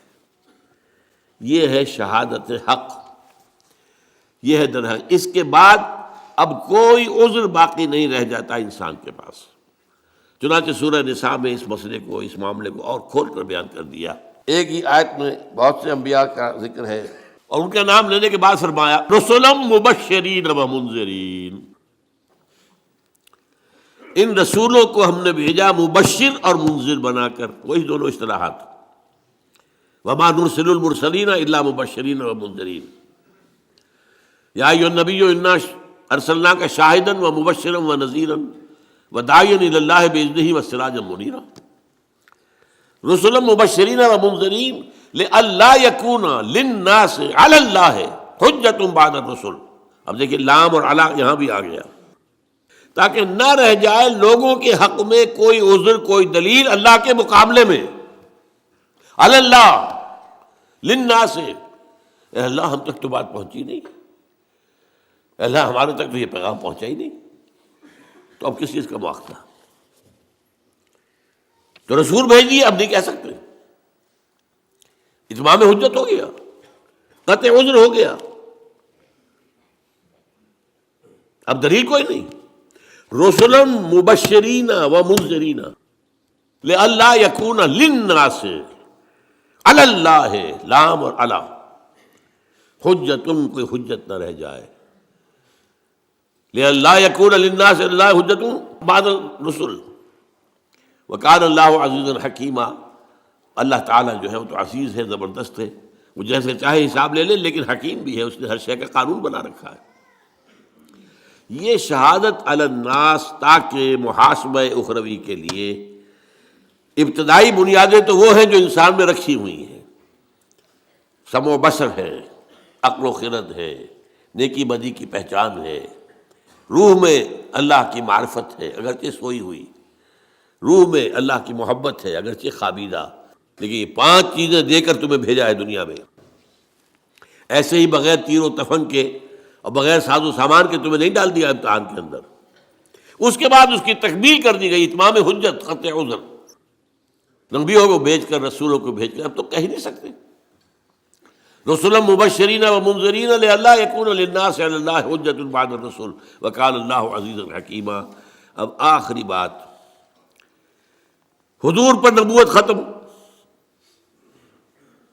اب یہ کام کون کرے گا؟ انسان تو ختم نہیں ہوئے، یہ کام اب کون کرے گا؟ پہلے کیا تھا؟ ایک رسول کی دعوت لوگوں نے بھلا دی، اللہ نے اور رسول بھیج دیا، اور اگر تعلیمات کے اندر کوئی نقص کر دیا تھا ان کی اصلاح کر دی. اب جب سلسلہ بند ہو گیا اب کیا ہوگا؟ یہ ہے وہ اہم نقطہ جو آپ کی اور میری ذمہ داری بات بتاتا ہے. حضور کے انتقال کے بعد اور آپ پر ختم نبوت کے بعد اب یہ ذمہ داری بحیثیت مجموعی پوری امت مسلمہ کی ہے. اب ہمارے کندھوں پر آ گیا وہ بوجھ جو حضور نے اپنا وہ کہہ کر گواہی لے کر الا حل بلغت، تو گواہی لے کر کندھے کا بوجھ جو تھا وہ اتر کر امت کے کندھے پر آ گیا. یہ مضمون قرآن میں 2 دفعہ آیا. سورہ حج کی آخری آیت ہے، اے مسلمانوں جاہدوا فی اللہ حق جہادہ. اور کس لیے یہ جہاد کرنا ہے تمہیں؟ لیکون الرسول شہیدا علیکم، تاکہ رسول تو گواہی دیں گے تمہارے خلاف، وتکونوا شہداء علی الناس، اور تمہیں بننا ہے گواہ لوگوں کے خلاف. یہ ہے تا قیام قیامت. میں کہا کرتا ہوں سمجھانے کے لیے، یہ امت کا فریضہ رسالت ہے. دیکھیے حضور کی زندگی میں بھی جہاں آپ خود تبلیغ کرتے تھے، صحابہ نہیں کرتے تھے. حضرت ابوبکر رضی اللہ تعالیٰ عنہ کی دعوت پر 10 مبشرہ میں سے 6 چوٹی کے صحابہ وہ حضرت ابوبکر کی دعوت پر ایمان لائے. تو دعوت دینے والے کون؟ ابو بکر، بٹ آن بہاف آف محمد صلی اللہ علیہ وسلم. یہ دعوت جو ہے تبلیغ حضور ہی کی جانب سے ہو رہی ہے بذریعہ ابو بکر رضی اللہ تعالی. اسی طرح ایک مرتبہ عید کے ایک اجتماع میں حضور نے حضرت عمر سے کہا کہ تم جا کر میری طرف سے فلاں فلاں باتیں خواتین کو بتا دو. آپ نے وہاں جا کر کہا انی رسول اللہ صلی اللہ علیہ وسلم، میں اللہ کے رسول کا رسول ہوں. یہاں پیغامبر کے معنی میں آیا، حضور کا پیغام پہنچانے آیا ہوں. انی رسول اللہ ہے. یہی لفظ حضور نے استعمال کیا معاذ بن جبل کے لیے رضی اللہ تعالیٰ عنہ، جب انہیں یمن کا گورنر بنا کر بھیج رہے تھے۔ وہ پوچھا کیا کرو گے، کوئی معاملہ پیش آئے کیسے طے کرو گے؟ کہا کہ میں پہلے قرآن میں دیکھوں گا، اگر قرآن میں وہ بات نہ ملے تو پھر میں آپ کی سنت اور حدیث میں دیکھوں گا، وہاں بھی نہ ملے تو کیا کروں، ثم اجتہد، پھر میں کوشش کروں گا اپنی سی کہ صحیح رائے تک پہنچ جاؤں، اجتہاد کروں گا۔ تو آپ نے پیٹھ تھپکی اور کہا اس اللہ کا شکر ہے کہ جس نے اللہ کے رسول کو صحیح بات تک پہنچا دیا۔ یعنی صحیح راستہ یہ پہلے قرآن دیکھو پھر حدیث دیکھو، دونوں میں نہ ہو تو پھر اجتہاد کرو۔ تو یہ کام جو ہے اب امت بحیثیت مجموعی اب رسالت کے اس سلسلے میں لنک کر دی گئی ہے۔ لِيَكُونَ الرَّسُولُ شَهِيدًا عَلَيْكُمْ وَتَكُونُوا شُهَدَاءَ عَلَى النَّاسِ، یہ تو سورہ حج کے اندر آیا ہے، اور سورہ بقرہ کے اندر کیا آیت آئی ہے؟ جب قبلہ بدلا ہے، رخ بدل دیا، مکے سے مدینے آ کر پہلے آپ نے 17 مہینے بیت المقدس کی طرف رخ کر کے نماز پڑھی ہے، پھر اللہ کا حکم آیا ہے اور قبلہ تبدیل ہوا۔ یہ بڑا ایک اہم واقعہ تھا جس پر بہت چہمے گوئی بھی ہوئی، لوگوں نے مذاق بھی اڑائے، اچھے عجیب یہ رسول ہے، نبی ہے جن کا قبلہ ہی معین نہیں ہے، پہلے شمال تھا اب جنوب ہو گیا۔ خیر وہ ایک علیحدہ مسئلہ ہے، میں نے تفصیل سے بحث کی ہے، جو میرا منتخب نصاب کا درس نمبر 2 ہے آیا بر، اس کے تمہید کے طور پر میں نے اس مسئلے پر پوری گفتگو کی۔ خیر تو وہاں کیا ہوا، اس وقت جب یہ بات سامنے آئی کہ یہ لوگوں نے کہا کہ یہ کیا کہ سَيَقُولُ السُّفَهَاءُ مِنَ النَّاسِ مَا وَلَّاهُمْ عَنْ قِبْلَتِهِمُ الَّتِي كَانُوا عَلَيْهَا قُلْ لِلَّهِ الْمَشْرِقُ وَالْمَغْرِبُ، وہاں فرمایا وَكَذَلِكَ جَعَلْنَاكُمْ أُمَّةً وَسَطًا لِتَكُونُوا شُهَدَاءَ عَلَى النَّاسِ وَيَكُونَ الرَّسُولُ عَلَيْكُمْ شَهِيدًا۔ قرآن مجید میں اہم مضامین 2 جگہ ضرور آتے ہیں، وہی 2 جگہیں آپ نے یہاں پر دیکھ لی کہ وہاں پر سورہ حج میں آ گیا لِيَكُونَ الرَّسُولُ شَهِيدًا عَلَيْكُمْ وَتَكُونُوا شُهَدَاءَ عَلَى النَّاسِ، وہی بات بالعکس ترتیب علیحدہ ہو گئی، وہاں رسول کا ذکر پہلے اور امت کا بعد میں، یہاں امت کا پہلے رسول کا بعد میں، لِتَكُونُوا شُهَدَاءَ عَلَى النَّاسِ وَيَكُونَ الرَّسُولُ عَلَيْكُمْ شَهِيدًا۔ یہ ذمہ داری ہے امت مسلمہ کے کاندھے پر۔ اور دیکھیے، نوٹ کر لیجئے، آج چونکہ ہم یہ کام نہیں کر رہے، اسی لیے آج دنیا میں ذلیل و خوار ہیں۔ آج کیوں ذلیل کہ کل تک نہ تھی پسند گستاخی فرشتہ ہماری جناب میں۔ آج مسلمان ہے ضربت علیہم الذلۃ والمسکنۃ وباؤوا بغضب من اللہ، کمزوری کم ہمتی ہم پر مسلط کر دی گئی۔ کشمیر کو ہم کہتے ہیں ہماری شہرگ ہے، لیکن یہ جرت نہیں ہے کہ ہم کبھی انڈیا سے کہہ سکتے ہیں، الٹیمیٹم دے سکتے ہیں ہٹ جاؤ ورنہ پھر آپ آ رہے ہیں، مقابلہ کرو میدان میں۔ اور ایک دور تو وہ بھی تھا کہ 2 طرف سے پاکستان تھا اور بھارت ڈرتا تھا پاکستان سے۔ اب تو بہت بدل گیا معاملہ 1971 کے بعد۔ یہ ہماری ذلت، 30-40 کروڑ عرب اور ان کے خنجر پیوست کیا گیا ان کے سینے میں اسرائیل کا، اور بولتے بھی نہیں، کوئی بولتا بھی نہیں، بات بھی نہیں کرتا۔ جو کچھ ہو رہا ہے، جو ظلم ہو رہے ہیں جو وہاں کے فلسطینیوں پر، کس کو نہیں معلوم؟ اور آج پوری دنیا میں ذرا سوچئے، کبھی خون کہیں بہتا ہے تو مسلمان کا ہو گیا مانند آب ارزاں مسلمان کا لہو، وہ چاہے صومالیہ تھا، وہ چچنیا تھا، کوسوو تھا، بوسنیا تھا اور فلپائنز تھا، یہاں تو ہو ہی رہا تھا فلسطین اور کشمیر 60 سال سے، اور اب جو ہوا ہے 8 سال سے، جو افغانستان میں ہوا، جو عراق میں ہوا، اب جو ہو رہا ہے ہمارے، یہ ان کی جنگ ہے جو ہم لڑ رہے ہیں، ہم پر مسلط کر دی گئی ہے۔ اور سب سے بڑی کامیابی امریکہ کی یہ ہے کہ اس نے ہمیں یہ باور کرا دیا ہمارے عام لوگوں کو کہ یہ ہماری جنگ ہے۔ لا حول ولا قوت الا باللہ۔ اندھا ہوگا کوئی شخص جو کہے گا کہ یہ ہماری جنگ ہے۔ ہماری جنگ تھی تو کہاں تھی پہلے؟ یہ افغانستان پر حملے سے پہلے امریکہ کی کہاں تھی یہ جنگ؟ اگر ہماری جنگ تھی تو ہم مدد مانگتے نا امریکہ سے، انہوں نے مدد مانگی تھی۔ یو آر ود اس اور اگینسٹ اس، بھائی کروسیڈ وہ شروع کر رہے تھے اور اس کا ثبوت موجود ہے۔ نکلنے والا فلاڈلفیا سے ایک رسالہ موجود ہے، ٹرمپٹ، دی فلاڈلفیا ٹرمپٹ، اس کے 1 مہینے پہلے کا جو شمارہ ہے 9/11 جو ہے وہ سن 2001 میں ہوا ہے، ستمبر میں۔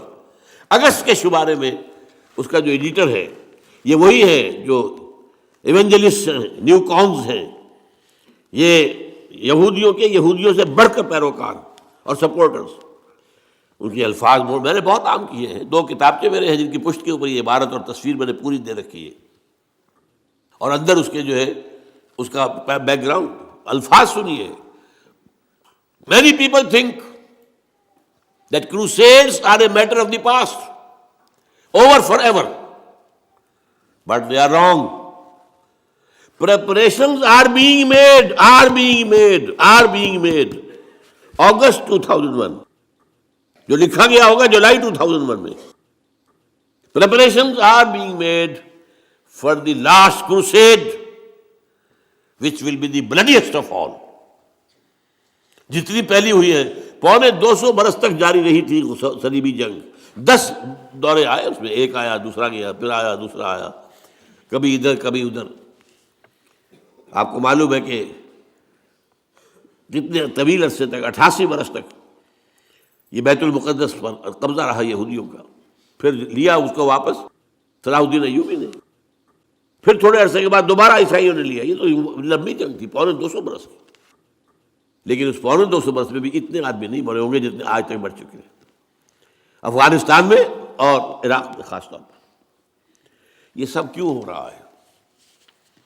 یہ اس لیے ہو رہا ہے کہ اللہ کے عذاب میں ہے. شہادت الناس کا تقاضا تھا کہ ہم دنیا میں اللہ کا دین قائم کر کے دکھاتے دنیا کو اور دعوت دیتے، come and see with your own eyes this is the دین آف اللہ. Come and see. اب تو کیا ہے، لوگ ہم سے کہتے ہیں اسلام کہاں ہے؟ وہ تو کتابوں میں لکھا ہوا ہے، کہیں ہے تو نہیں. ہاں مذہب ہے، نماز ہے، روزہ ہے، حج ہے، زکوٰۃ ہے، اس سے کسی کو کوئی تکلیف نہیں ہوتی. ان کا نظام انٹیکٹ رہے. انگریز کو کیا تکلیف تھی ہماری نماز پڑھنے سے؟ کچھ بھی نہیں. امریکہ کو کیا تکلیف ہے؟ وہاں ہم گئے ہیں، لوگ گئے ہیں مسلمان، انہوں نے مسجدیں بنا لی ہیں، چرچ خریدے ہیں اور سینیگاگز خریدے ہیں اور انہوں نے مسجد بنا لیا ہے. انہوں نے نہیں روکا. مذہب سے کوئی جنگ ہی نہیں. ان کی جنگ ہے اسلامی نظام سے. خلافت، سیاسی نظام، معاشی نظام، سماجی نظام، تہذیبی نظام اسلام کا، وہ کسی صورت قابل قبول نہیں. آج وہ ہمارے اپنے اندر نہیں ہے. پوری دنیا میں سیکولرزم ہے، پوری دنیا میں بینکنگ ہے اور سود کی بنیاد پر سارا کاروبار چل رہا ہے. اور جو کچھ بے حیائی وغیرہ کا معاملہ ابھی ہمارے ہاں عالم اسلام میں کچھ کم تھا، جو تیزی کے ساتھ اب جو بڑھ رہا ہے معاملہ، معلوم ہوتا ہے کہ وہ کمی بھی ہم جلدی پوری کر دیں گے. یہ تو ہے تاریک اسپیکٹ.